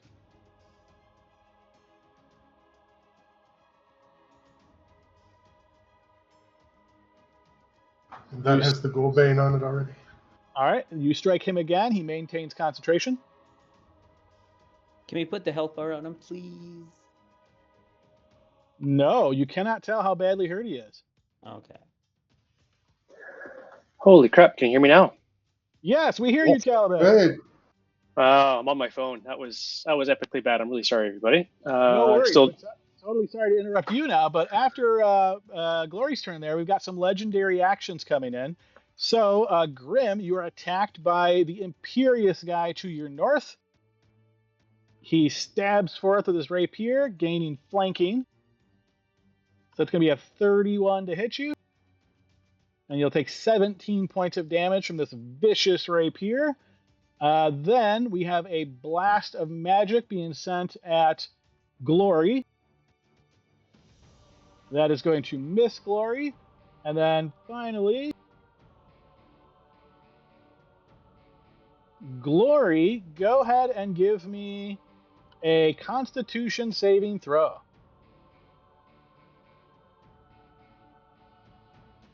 All right, you just barely managed to succeed on that and have no ill effects. Caliban. all right. The only thing that I wasn't able to communicate is I picked up my sword as an interact action last turn. Yep. Okay. It's a party in here. I am going to. Can I move through? Yeah, we can move through ally squares, right? You can. All right, so I'm going to move through to here. Wait, it's difficult. So as you step into Grim's space, that's difficult terrain, and I need a Wisdom saving throw. Okay. All right, you'll succeed on that, so you'll take 24 necrotic. I know you're resistant, so it's going to be 6 for a successful plus resistance. Okay.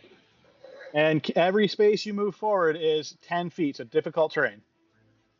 Okay. Can I then 10? So if I jumped, what would that? So It's normally 10 feet, so it'd be 20 feet. I think that should still be okay. You can't jump like in a straight line like that. You have to have like an arc to be able to jump.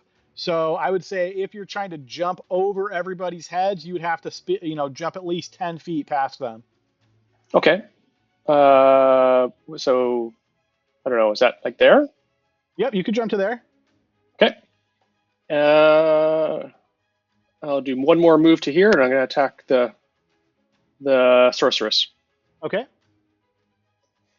All right. You miss her as she evades your strike. This will definitely connect. There we go. Oh, whoops! I meant to do the critical hit first. Sorry. Slashing. Oh, so simple. Okay. All right, that is accurate. You slash her, and you elicit a slight groan, and then a gleeful. Can I try to shield bash her with that as well? All right, you try to bash her. Are you trying to knock her prone or knock her away from you? Knock her prone. You are successful. You knock her prone. All right, one last attack. I guess at advantage, eh? You got it. 21 would hit her, but with a reaction, she blocks your attack. Oh, Hey, Adam, can you describe the room for Caliban? I think you might have been off. Yeah, I don't know. I didn't hear any of that. I'm sorry. Sure. The balcony, which is what you're standing on right now, looks down onto the inner sanctum of the Hunger God. The walls and the high domed ceiling are decorated with thousands of skulls and bones, covering every inch of the stone.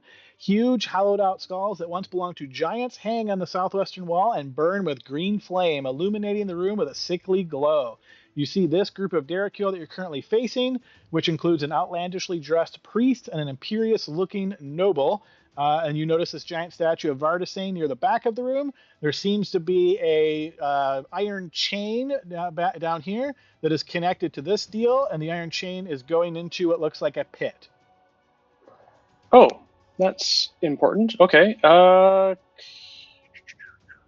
Can I?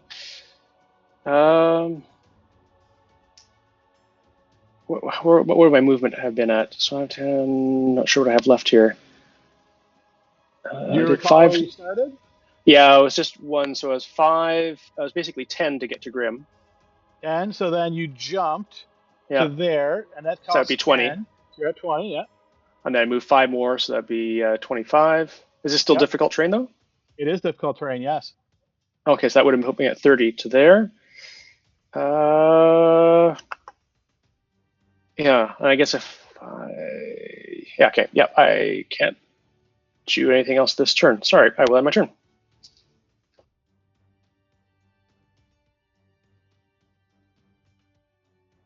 Alrighty, this guy here, he is going to go ahead and attack Glory. Bites at Glory but misses, and claws at Glory but misses, but manages to graze Glory twice for 6 points of damage. Okay, so that's cut or already, or I'm sorry? do I take half of 6, or did you already half it? No, he grazes you for 3 each, so it'd be 1 and 1. Okay. She is going to move to here, putting you in the flank and then attacking. That's a 14, which is going to miss. Followed up with that claw is going to miss. All right, we'll move to Grim's turn. Okay. I'd love to run to that thing, but I'm kind of busy at the moment. How about this priest guy to my north? He is not a priest guy. He is an imperious-looking Derrickil noble. Oh. La-di-da. That's the main dude. I'm going to strike out at him. Okay. You swing out at him, and you notice this little flash on his ring of protection, which blocks your attack. Okay. Let's see if you can do it again, fancy boy.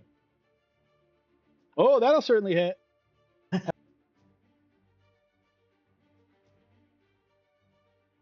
All right, maximum plus a roll and a d12 bleed. All right, go ahead and post regular damage. So 46 as well, right? Yep. But you get maximum, so we'll just take 24. So 24 plus 8 is 32. Is that ever? Oh, wait a minute. Hang on a sec. So let's see. 24 plus 8 is 32. Plus a 4 is 36. Plus your 6 is 42 points of damage, and then a roll. So Well, the fire is 4, right? Not 1. yeah, I calculated that. Okay. And yeah, plus 6. All right, hang on one sec. I got to redo this now. One moment.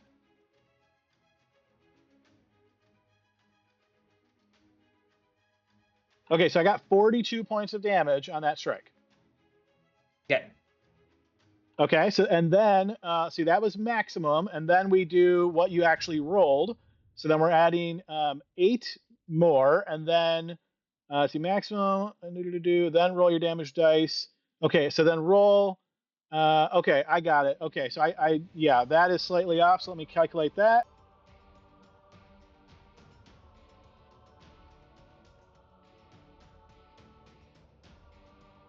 Okay, I got it. So you struck him successfully with the crit. Okay. Can I knock him prone, please, or try to? You can certainly try. Yes, you do manage to knock him prone. Okay. Then I'm going to do a advantage attack, a third attack. Excuse me. Yeah, 28 will hit.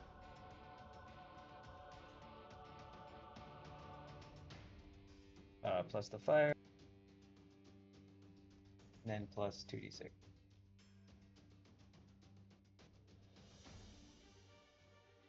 All right, your Shamshir indeed wounds him. Okay, I'd like him sapped, please. He is immune to sap. Noted. I will second wind and stand tall. All righty, we move to her turn.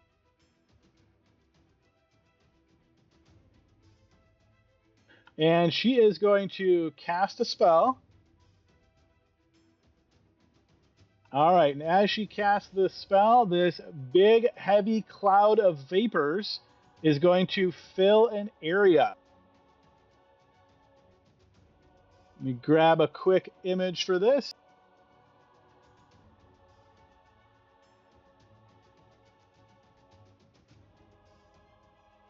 All right, so essentially she casts this spell, and then where I put this down, every space that is covered by this is going to be in heavy obscurement. So unless you have blind sight, you won't be able to see in here. And you can tell that these are poisonous vapors. And unfortunately, once again, Roll20 is moving incredibly slowly. So let me just give you guys a quick idea while it's loading. So it's basically going to start from the priest and go 20 feet out. So once it loads, I'll go, actually, you know what? Let me just put, maybe I can just do a drawing since Roll20 is so terrible right now.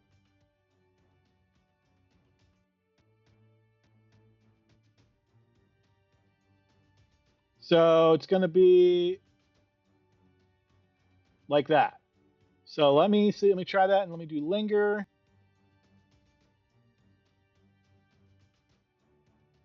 Okay, until it actually loads, let's go with that. All right, so once that is done, that's her turn. Then she's going to move.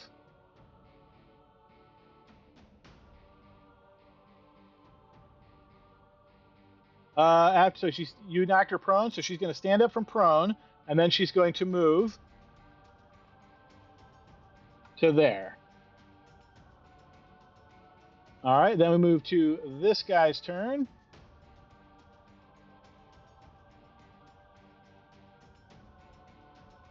All right, he is also going to move.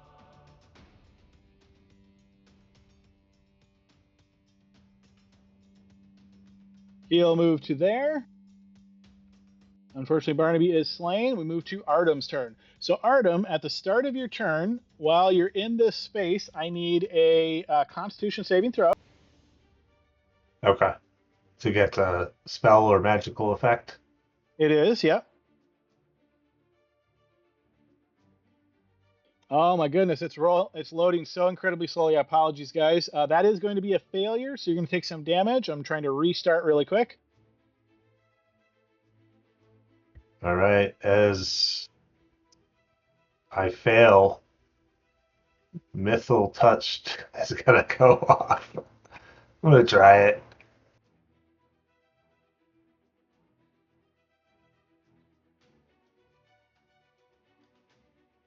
So I'm gonna use my reaction to do the mythal touched. All right, just one moment.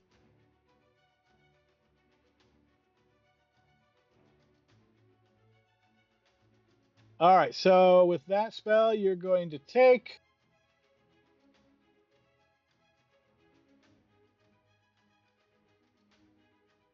All right, so it's going to be 14 points of poison damage to you, and then go ahead and do your mythal touch. I should have What advantage on that. are you currently concentrating on? It's the Elminster's anti-magic thing. Got it. So you failed the first one. Go ahead and roll another Constitution save. These also have a +5 to it from my blade song thing. Are you currently blade songing? Yep. Okay. Whole combat. All right, got it. Okay, so you succeed. So let's go ahead and put that concentration icon back on you. It's going to put a sword icon as well to represent blade song. Okay. So a D20, it looks like you roll.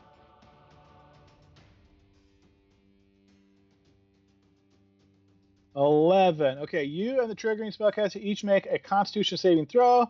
On a failed save, the creature has the stun condition until the end of its next turn. So con saving throw.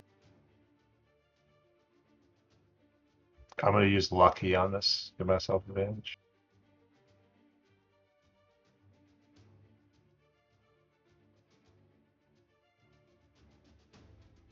Okay, she succeeds. You have a 19. I'm sure that's a success as well. Yep. Okay. All right. So I take the damage and I can't see, right? Correct. You cannot see anything in that red area right now. It is all heavily obscured. I'm going to try to wander out of the obscurement because I don't think I'd be able to push past, all the people that were going in there. So I am going to try. Could I sort of attempt to move out and eventually get out on this side? Yes. Okay. Shoot. You know what? I am going to look at Archigale and say, maybe you can make better use. Maybe you can make better use of this than I can, and cast haste on him.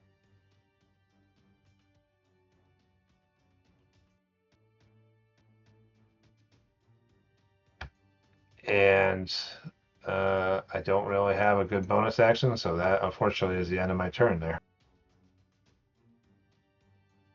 All right, just trying to do this instead of using the measurement.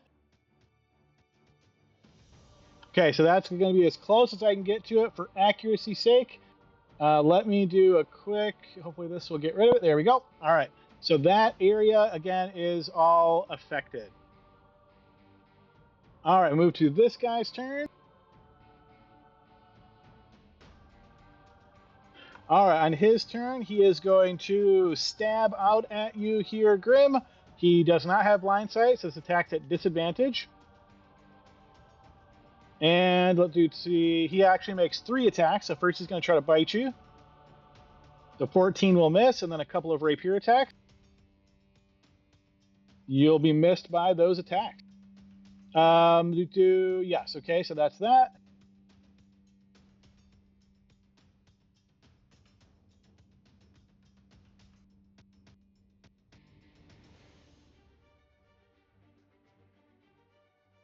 All right, Caliban, you suddenly get bumped into something, and you hear some word in Derricule be uttered. You're not sure what it is. All right, this guy is going to go ahead and attack Glory. He also cannot see in this, so this will be at disadvantage.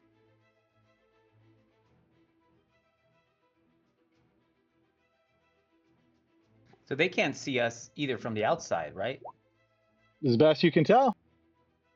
All right, so those 2 attacks are going to miss. Okay, next up is Laud. Laud, at the start of your turn, you're going to be affected by this, so I need a Constitution saving throw. You'll succeed, suffering half damage. That's going to be 7 points of poison damage. Okay. All right, you managed to maintain concentration on your greater invisibility. I don't know why that rolled twice, but It's okay. the script's kind of broken, unfortunately. Okay. I will stand up. So that's Okay. half my movement, and then I will Yes. move there. And then I will, as an action, I'm going to cast Dispel Magic on the cloud. All right, at which level? You know what? Let's get rid of it. I think it's a 5th level spell. I'm going to use a 5th level slot on it.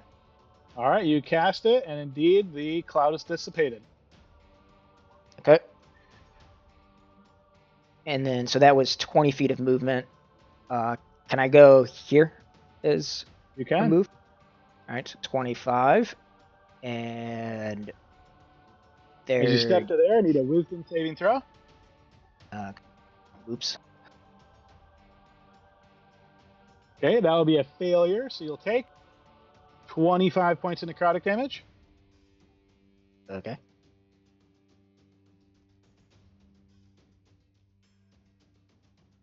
Didn't seem to roll. Oh, there it is. Okay. All right, you still manage to maintain concentration, though these spirits are hovering around you, and it seems once again they know where you are, but not necessarily that they can see you. Okay. So that was action. And then, of course, just remember any movement in here is at difficult terrain, so that was, to get to that space was an extra 5. Right. Okay. Don't think I have much for a bonus action. I will. The only person I can really. Can I see Caliban from here? I don't know if like the angle would let me see him. Yeah, you could probably see a little part of him, like maybe, I don't know, his upper torso or something like that. Well, I guess he's only got to be able to hear me anyway, so I will bardically inspire him with my bonus action. Okay. And I guess it's gonna end my. Okay, as legendary actions, first in that space that you're currently standing, Laud, as the spirits are attacking you, you notice all these flames start firing at you. These will all be at disadvantage since you're not seen. Okay. Can I react to this as well if something hits me? Yeah, it's a standard attack, so sure. Okay. So is it your plan to cast shield if you're hit? Basically, yeah. If I could stop the damage. So the way it's built is I have to click it and it posts all 3 of them. So just tell me what you're going to shield, and that way it won't be like metagamey. I mean, I'll shield if the number is less than 21. How about that? Okay. On any of them. All right, so you got 21. So you're saying you're not shielding there, right? Correct. So and you then get hit, you take 14 points of damage. The second one's a 15, which I believe misses you. Yes. And then the third one's a 13, which also misses you. So just 14 points of damage. Okay. I will. You have do you have Warcaster? I do not. Oh, you do not. Okay, so that's a failure on that. And then, what I wanted to do, and I don't know if you'll let me do this. I wanted to lucky if I was going to have to roll concentration. That is late though. But yeah, unfortunately, I can't give you that one. If you have Okay. inspiration, you can re-roll. Nah, I already used it. Okay, yeah, unfortunately not. So your greater invisibility will fail. They now see you. Okay, so that was that legendary action. Let's see, on his turn, or legendary action, I should say, he's going to go ahead and move without provoking opportunity attacks to there. And then on her legendary action, she is also going to move to there. All right, next up is this guy's turn. He is going to go ahead and attack at Glory.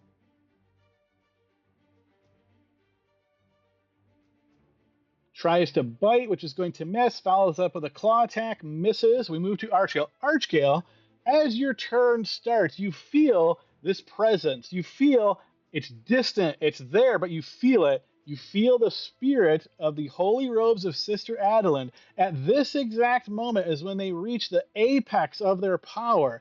If you only had those in your presence, you'd be able to unleash an amazing blast of radiant energy right now. But you feel how far away they are in the dragon's horde. It's your turn, Archgale. Okay. I'm gonna move out here. You're hasted. Remind me, what does haste do? Doubles your movement. You got an extra action that you can use to do specific things. Oh, okay. Your AC goes up by 2, I believe. I'm gonna make use of that. I'm gonna move on to Grim Spot, so that's gonna be 15 feet of movement. Let me see if I like that. That's a glory spot, is what you meant. Oh, Glory's, yes, Glory Spot, thank you. Yeah, that's pretty dang good. Okay. You know what? Adam, I hope you got dice. Well, let's find out. What are you doing? I'm going to Channel Divinity Turn Undead. Okay, you channel Divinity Turn Undead. As you probably imagine, this area is soaked in necrotic energy. Every single undead creature in here has advantage on the save, 30 feet of you. All right, so let's see. You're getting there. Down. Okay, so I'm seeing 1, 2, 3, 4, 5, 6, 7. I'm seeing 8 creatures. So here comes those saves. Yep.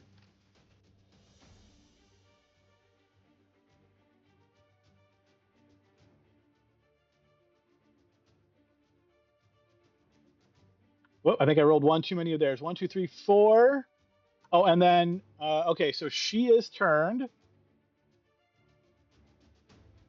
All right, and then let's see. So that's those 5, and then you also touched 2 of those guys.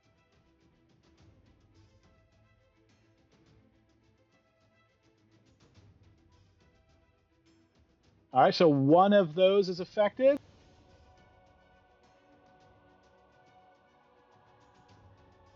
All right, and then let's see, what else did you get? And then you got him.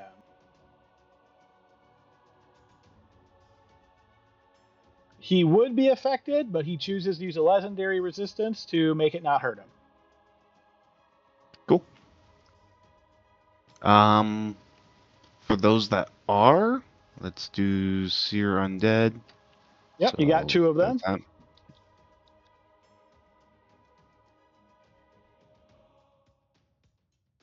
All right, she is blasted, and this guy is destroyed.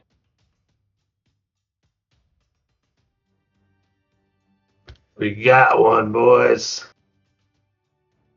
It's a good start. Oh,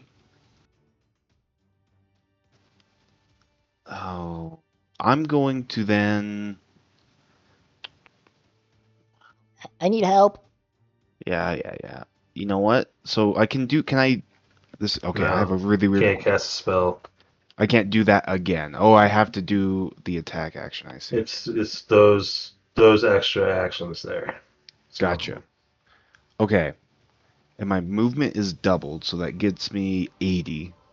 So I'm going to take the extra. Let's see. That'll save up a bonus. Yeah, okay. So I'll take the action disengage then. Okay. And then I'm going to move here. All right, as you step to there, you'll take 2 opportunity attacks. Or I'm sorry, you just said use your haste to disengage, right? Correct. Okay, my bad. So keep going. Which is pretty good. Okay. So then I will bonus action, and let's let's go ahead and let's just keep it at where it is. I'm gonna bonus action mass healing word. I'm gonna pick myself, All right, as you try to not Lod. say a word, you hear a snap once again. I need a Constitution saving throw. Your spell is countered. Okay. Well, in that case, You don't lose a spell slot. Correct. perfect. Yeah. Oh, let me make sure I Wait, didn't did she do go? that. Did she go again after Artem? I didn't do that. Okay. She has her reaction. Okay. And now that I'm in the room, can I ask a question about what I don't want you to repeat the whole thing, but I assume that this person right here is the one cranking the wheel. There's no cranking. He's essentially standing there, but you do see a winch there, but he's not cranking it or holding it or anything. He's just standing there. It almost looks like he's perhaps guarding it. Okay. I don't assume I get an extra bonus action with that action. You do not. No. Okay. So I moved 5, 10, 15, 20, 25, 30, because I assume I can't go diagonal there. Correct. 35, 40. As you step to there, I need a wisdom saving throw. And count that as 45, because that is difficult terrain. Okay, you have failed that save. You will take 23 points of necrotic damage.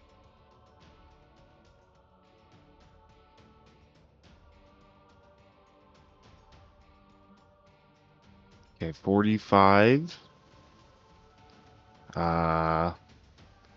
55. All right, as you step away from him, he is going to take a reaction to strike you. I'm still disengaged. Oh, yep, sorry. My apologies. Keep going. Okay, what did I say? 65? I think you said 55. 55, 65, and 75. I want to look in the well. All right, as you step up, you notice this container, well, whatever you want to call it, looks more like a pit. It is absolutely covered in these disgusting, slimy, yellowish white worms. They are just everywhere. You can't tell how deep the pit is, but the worms go from like at the bottom all the way to on top. Oh, gross. Okay, and that's everything I can do. So action, bonus action, movement, and my turn. All right, so after your turn, we've got legendary actions. So, Laud, as you're looking really badly hurt, the flame skulls are going to fire out at you. It'll be the same thing. So like, if one's gonna hit me, I'll shield. Okay. All right, so 25 will certainly hit you. Shield wouldn't help. And then does 19 hit you? It would, but I will shield that. So. All right, burn that slot, and your reaction is spent, and you take 12 points of damage from that first skull. See, then the dude that's standing next to you, he's going to stab out at you. Okay. 17 would miss. So he does miss. He doesn't have precision. And then she's going to fire off a blast of magic at you. Okay. And that is also going to miss. All right, those are the legendary actions. We move to this guy's turn. He's going to move to here. And he's going to summon those jaws against you, Laud. I think it's Constitution. Let me double check real quick. Yep. Yes, it is Constitution, so it looks like you're going to fail that. All right, you will take 14 points of necrotic damage. I will drop. Okay, you drop. Move to this guy's turn. All right, as he sees you drop, he's going to move away. Grim, would you like to take an opportunity attack? Yes, I would. Okay. 25, yeah, that'll hit.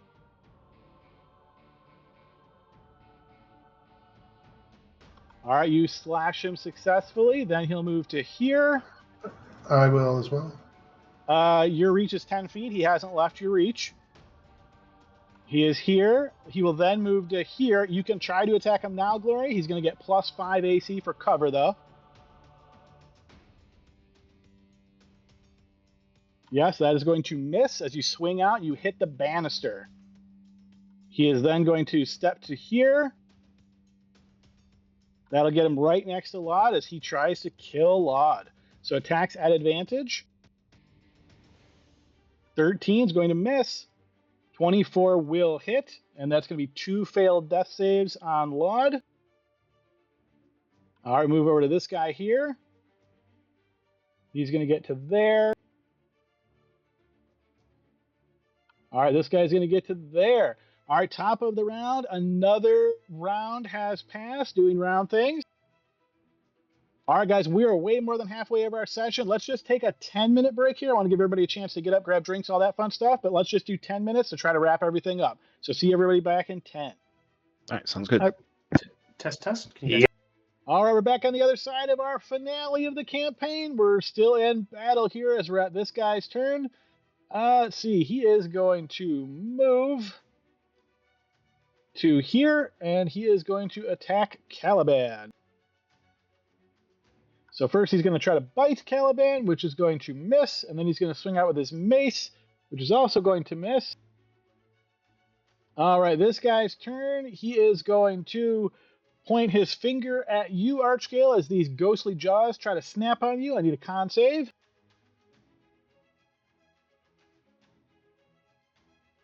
All right, that will be a success, which means you will take half damage.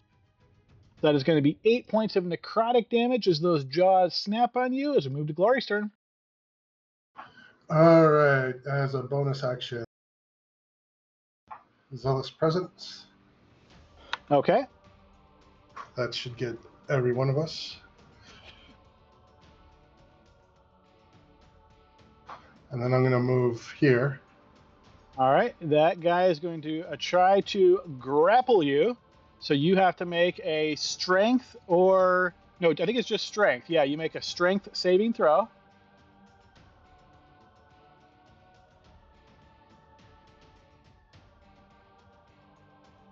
Okay, that'll be a success. So he tries to grab onto you, is unable to do so. All right, another strength saving throw. Okay, once again, tries to grab onto you, unable to do so. Another strength saving throw. That is also a success. So yeah, you break free of all 3 of those guys trying to grab onto you.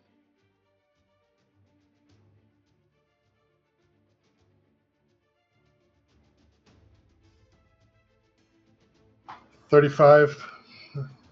Now, remember, this is difficult terrain, so you went 5, 10, 15, 20. This would be 30, 40, 50. Do you have 50 feet of movement? See, 40 would put me there. That would be 40, yep. And I need a wisdom saving throw.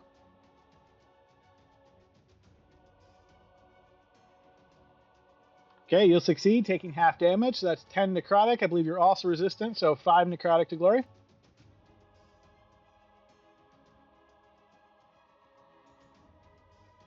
Damn it.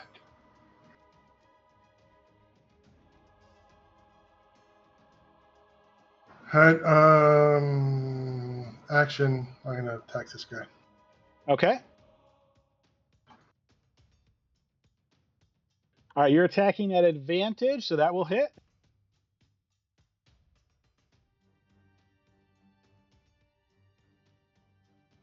All right, that will wound him. And the Bane oil. Oh, yeah, the Bane will.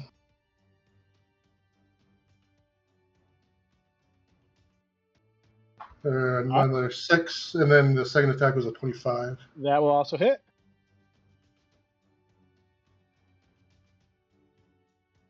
This has the Bane oil on it. That will wound him as well. All right, at the end of your turn, legendary action, he is going to try to kill Laud. So he stabs down with advantage. 15 is actually going to miss.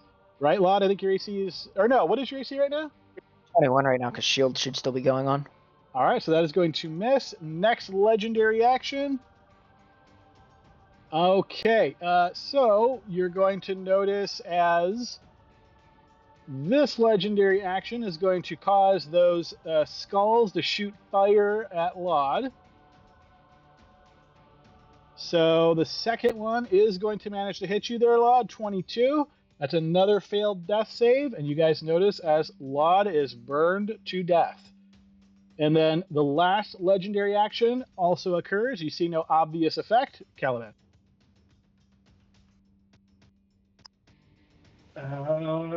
Okay, Caliban is going to mourn Laud, but he's going to do it. Can you do a jump straight down to here? So I don't believe post jump again. I don't know that it says that like you don't take damage or anything like that from falling. So go ahead and post that unless it does say you land safely regardless of fall.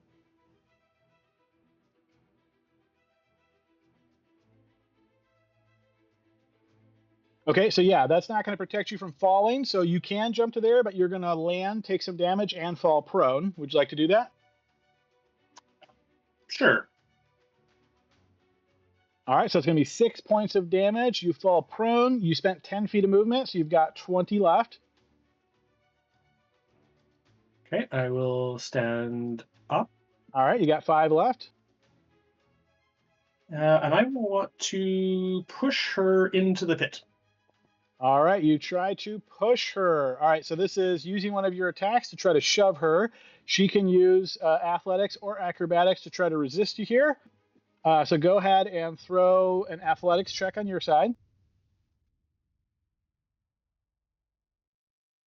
All right, she cannot beat that. So yes, she will fall into the pit. And you see she has this sort of smile on her face as she does. She lands in the worms, and the worms seem to crawl over her body, but it doesn't seem to be hurting her in any way. How far down did she fall? Does she sort of... She lands on like a carpet of worms, so not very far at all. Maybe like 6 feet. Okay. Okay. I have 5 feet left. I had 2 more attacks, I guess, still too, eh? Yep. I guess I'll just attack the guy that's just right beside me then. Okay.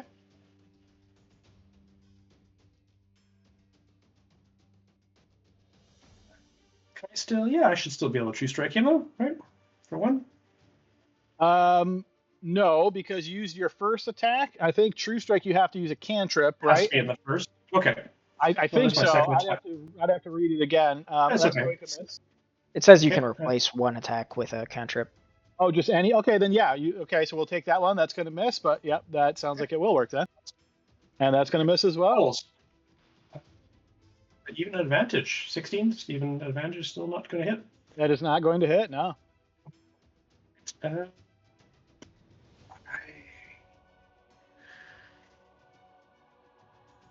Yeah, we'll end my turn. Alrighty.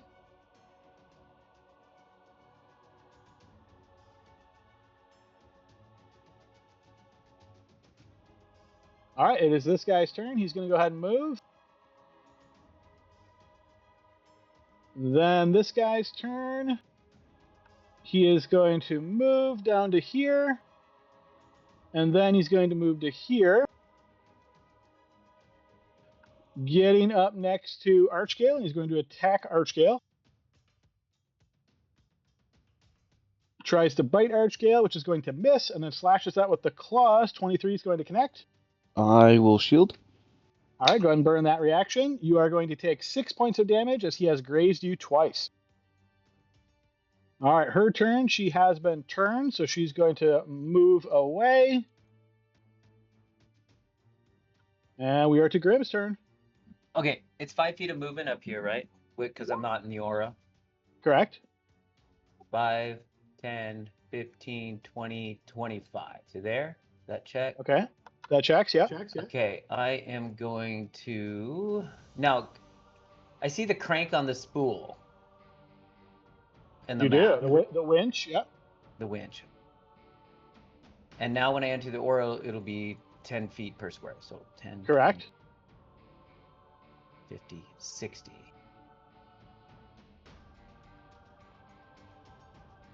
Grumble, grumble, grumble. Okay, I'm going to use my last adrenaline rush. No more sprinting orc. So this will be 25. So 35. All right, wisdom saving throw. That will succeed. You will take 15 points of necrotic damage. 35.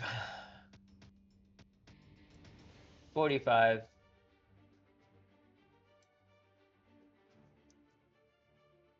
55.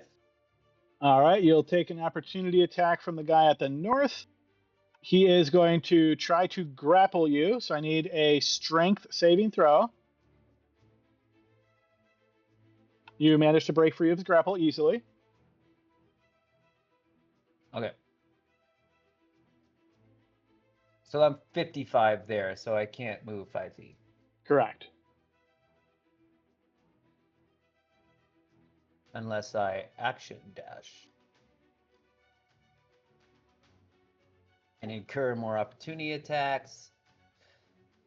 Yeah,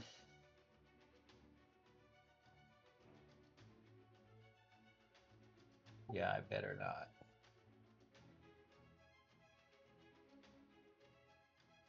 Okay. So I still have my action. That was my bonus action movement. I'm stuck there. Okay, I'm swinging at the priest guy. Okay. No, actually, no. I'm going to hit this big guy up here. Okay.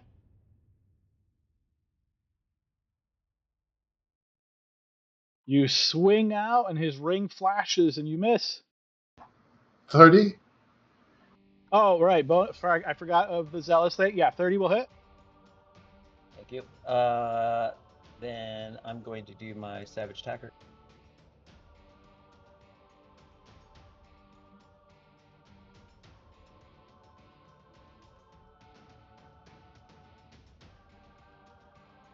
Okay, that will wound him. Okay, strength saving throw as I try to bash him, please. He remains standing. Okay, second attack. That'll crit. Yeah. Nice, zealous. Let's go. Woo! All right, true crit, and then a D4 bleed.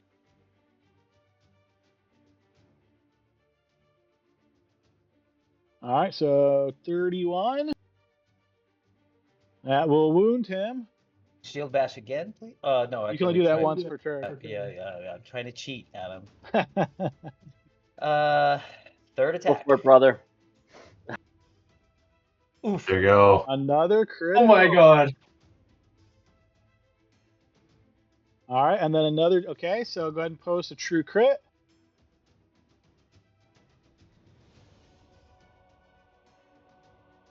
Okay, what I will say is, Grim, you just saved several of your allies, but unfortunately, this falls into the meh response. So, what happens here is as you strike the killing blow on Duke Moretto Lichmark, almost as though it was scripted, because it's literally scripted in the module, you notice from behind you as the room fills up with Derricule soldiers. Soldier after soldier starts coming.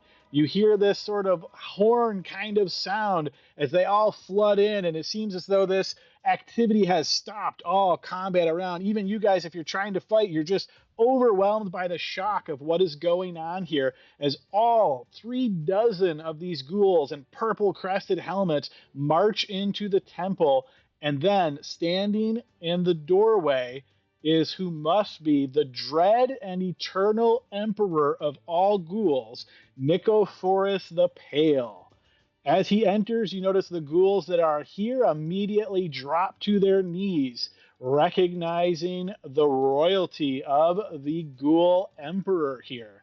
As this is occurring, you notice that the priest, Radomir Marrowblight, he is standing here looking in awe.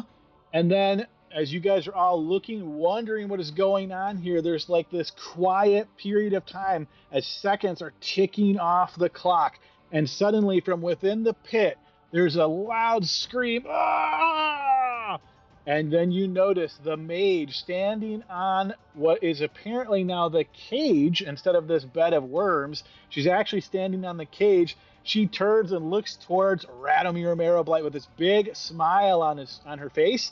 And you notice the priest, Radomir, looks up towards the emperor and he says, "My emperor, we have done it. We've accomplished it. We have the power." And you see the emperor looks towards him and he says, "You think you have the power. Vardasane does not give power." And you see he starts striding slowly down as though you guys aren't even there, ignoring you. With a hand, he holds it out, and you see the priest suddenly lunges forth, completely free of his own actions, to the emperor's iron grip. You see he stares at the priest, lock solid, and with just one quick jerk, snaps Radomir's neck and drops his corpse as a heap on the ground. You hear the screeching still coming from the pit, this smacking. You notice the emperor looking around at you and then looks towards the pit as a now Deracule Archduke Avghost climbs out of the pit of worms, apparently having been in that cage for too long. The ritual now successful, the undead Duke climbs out, looking very pale and Deracule-like. The Emperor looks towards him, and you see this very slight curving of his face as a smile. It seems as though the Emperor knows something that perhaps you all do not know. He then turns to those of you that are still living, and he says, "It seems that you have done me a boon by revealing the treachery of the Duke and Radomir Marrowblight. I suppose this means I owe you some kind of gift. Your lives seem like fair reward." And then the Archduke speaks up, "No, that one," as he points at Archgale. "He failed me in life. Let him feed me in death." The Emperor turns towards you, Archgale, his eyes looking you intently. "Have you anything to say in your defense, priest?" I tried to save you. We're here. That's what we would never dishonor him.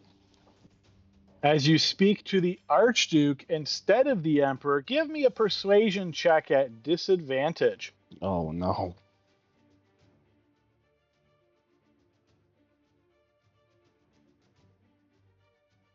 I don't even have anything for that. Yikes.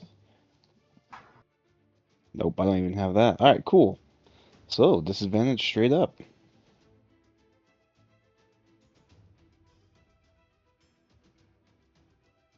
I clicked the button, I think the sheet crashed.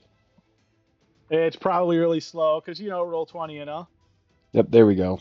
All right, and you notice the Emperor seemingly not persuaded by your statement. He looks back to the Archduke and he says, "You may have him." As you notice the other ghouls here in attendance immediately grab onto Archgale, holding him down as he can do nothing as the Archduke in Deracule form slams his jaws on Archgale's throat, tearing it out and spilling his blood across the ground. The Emperor then turns to the rest of you that are still alive and says, "Well, as I said, you may take your leave now. I will tell my people not to kill you on the way out, but don't make a fuss and don't put up any lip. You should get moving now before one of them decides they're still hungry." Rest of our surviving team members, do you guys take that offer? I do. Artem We have to. extends a hand to Dimension Door out of here. All right. Anywhere particular going? Like just like a location within range? Yeah, like maybe close to the docks of the city if that's within range. I think it only goes 400 feet. So yeah, you wouldn't be able to get all the way there, but we'll assume you go like down into the catacombs where you were coming out. Sure. Rest of the team. So as you go to grab the body, you notice the Emperor just looks towards you and he puts one finger up at you, Glory, with a no motion of his finger. Just a tiny wag of his finger, so he can't even be bothered. And then he takes his attention away from you, but you notice all of his men do not. They are all staring at you intently to see if you follow the Emperor's command. I'll follow the command. All I right, will you too. relinquish the body of Laud there as the rest of you start making your way up the stairs to exit this place. You hear a terrible feast of your fallen allies occurring behind you as the ghouls here revel in the blood and dismemberment of the fallen. Those of you that survive, you do indeed manage to get out of here. You find yourself back in Vandicule proper after a bit, shocked at what has occurred here. You try to regroup as best you can, having lost multiple of your allies here. Your group is shattered. It's going to take some time, but eventually you guys likely make your way back, probably to Zobek, maybe stopping first out at the temple where you have the archpriest to let her know what's going on. After trying to do the best you can to speak to people in Jost, having notes going back and forth, talking to the court in exile, what eventually comes to pass is that because of the failure to save the Archduke, the court in exile is not able to forge an alliance with the dwarves of the Wolfmark. As you remember, that was a goal, is to try to forge that alliance and have the dwarves fight to restore Krakova. Unfortunately, that alliance falls apart, and now with this hideous knowledge bestowed upon the Ghoul Imperium, thanks to the fallen Archduke in the ritual sacrifice in the Pit of Worms, the knowledge that has been now bestowed on the Imperium is going to allow them to create Derricule much more efficiently. So as the years move by, even as our player characters try to fight against this, if they choose, or maybe they split out of here, I'll ask you guys what you try to do here.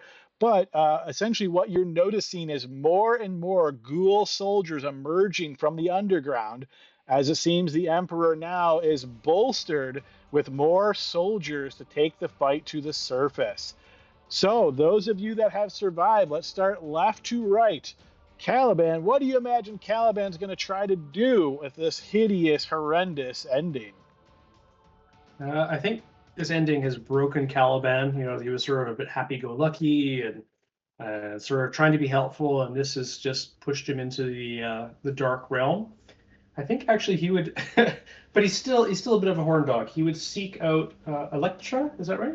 Electra, yeah, and Vandicule. Oh, yep, Electra, and try to be her enforcer or her muscle as her shipmate, and happily letting her feed on him, and just basically being he's pretty broken. This is a way that he can punish himself by being with her, and basically I guess that's sort of, is that a little bit on the dark side? He's a little bit sort of given up trying to fight for the light.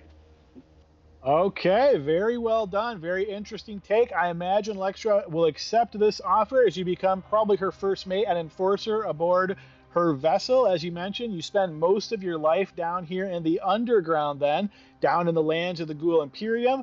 Though being in her company or in her employ, it seems as though you yourself are not hassled much. Occasionally there are conflicts with, creatures that you may have encountered in the Sulphur Sea, or maybe some of the Derricule every now and again. But being quite a capable warrior, between the two of you, you manage to put down these threats without too much issue. Every now and again, there's a bit of annoyance as it seems that Electra is just pulled back to Vandicule. She can't really explain it, but over time you realize that this is her connection to her mistress, Mother Ludmilla.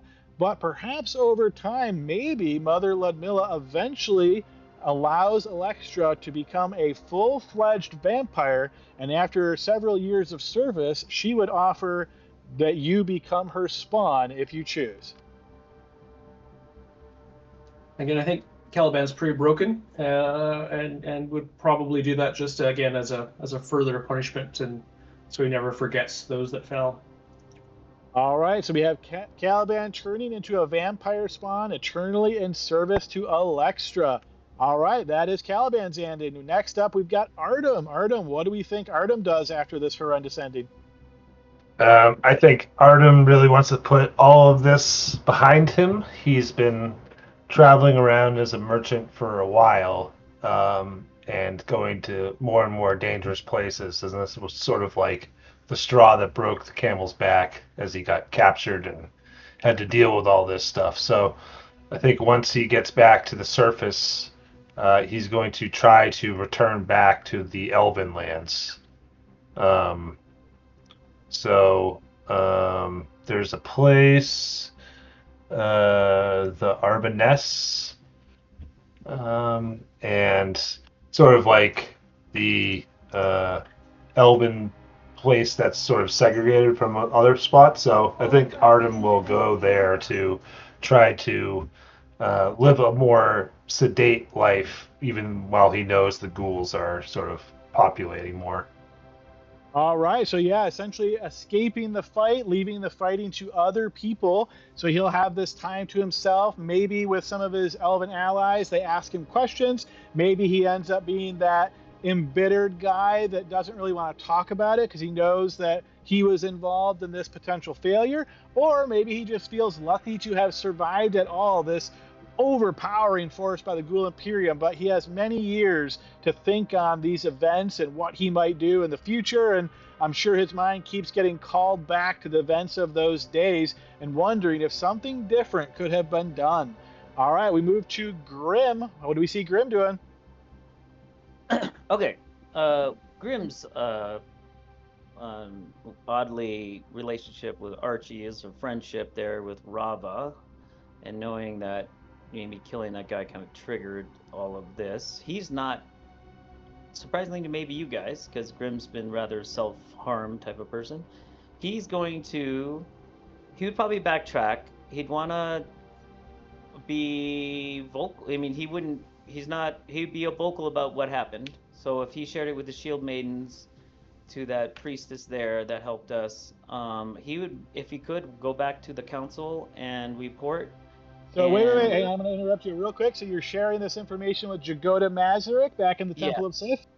Yeah. All right, so once you return to the Temple of Sith and you explain this to Jagoda, you will see that she is obviously very disappointed. She pulls more information out of you and tries to get as much as she can. She seems resolute in continuing this fight. And she looks to you and she says, "Do you think that Archgale will continue the fight if we bring him back?" Yes, and I will stand at his side. All right, so she pools some of the temple's extreme resources as best she can to pool together enough to do a true resurrection. But unfortunately, this does require that the person being called back actually wants to come back. So Archgale, with your very terrible ending, perhaps feeling like you were cheated, betrayed by the Archduke, feeling like these failures were just landed at your feet very unjustly, you're enjoying your afterlife of heavenly bliss. Would you actually come back? You know, it's funny. I made a note here in my journal that said, if I were to die, please return my patch to the Archduke. And that's kind of bizarrely what happened. Yes, it was in a weird way. But I think he would feel guilt even in the afterlife. For pretty much even the Archduke saying like, "This is your fault. You let this happen." So that means he would accept the call from the afterlife? Yes. Okay, so Jagoda casts the spell, bringing Archgale back to life, full and hale, though none of his gear, none of his equipment, of course. He essentially appears there, freshly born almost in a way. And after taking some time to catch up with Grim and share this terrible experience, Jagoda, having heard this information, sets another important quest to you, and she asks you to go down to the underworld once again to retrieve the holy robes of Sister Adeline, because if the surface is going to have any hope whatsoever of fighting this renewed and empowered Derricule threat, the robes are the key to victory. Do you two accept this quest? Yes. Well, after some shopping, looks like we're gonna go kill a dragon, buddy. Oh, cool. All right, so Grim and Archgale teamed up. Maybe they seek for other allies to aid them in this quest, have some knowledge of the underworld, knowing what's down there. Anything else you guys do before setting off and trying to get maybe some additional allies, resources to take the fight to the dragon to get the Holy Road Sister Adeline back? Well, besides shopping and trying to get magic items, yeah, let's go. All right, so it sounds like very focused on the mission. All right, so we'll leave that there. That is Grim and Archgale's ending. How about Glory? Glory. Nice, Calvin. Glory, what do you imagine Glory does after this ending? Well, he's a barbarian. He's not gonna take this. So he's gonna keep fighting. Staying in the underworld fighting, like not ever really leaving, or coming back to the surface to try to find allies and fight against the ghouls on the surface? Try to find allies, but probably be more of a looking to be an avenging angel this time and take out undead Archduke. We should recruit that guy. Okay, so it sounds like you're putting your efforts to trying to put down the resurrected Archduke. Who knows what they're going to use him for in the Imperium now, whether he becomes some type of important Derricule. Maybe he's even awarded an estate down in Derricon or in Vandicule in the underworld. Yeah, perhaps you guys might cross paths with Grim and Archgale once again. Maybe those you guys down there might even run into Caliban once again when you're all down in that same area, noticing Caliban is now a vampire spawn. A lot of potential interesting things there. And for the rest of our player characters, Barnaby and Laud unfortunately slain there permanently.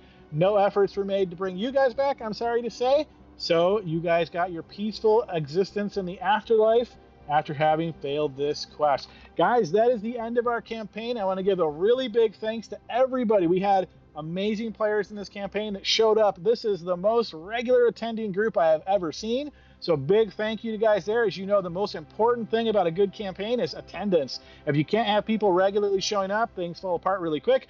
We rarely had to miss a session in an entire year of playing. So I want to give you guys big props there. It was an amazing campaign. It was a whole lot of fun. We'll go ahead and wrap it up here, and then off recording, we'll do a little bit of housekeeping stuff. But if there's any last minute on recording things anybody wants to say, feel free. It's a fun campaign. Really appreciate it. It's a good run. Yep. Actually, I think I do. I had a couple of things written down here, and I wanted to double check. There was a couple of things that I wrote for as like a death wish, and one of them here was the. I think it was for Keith's first character. Or Drow.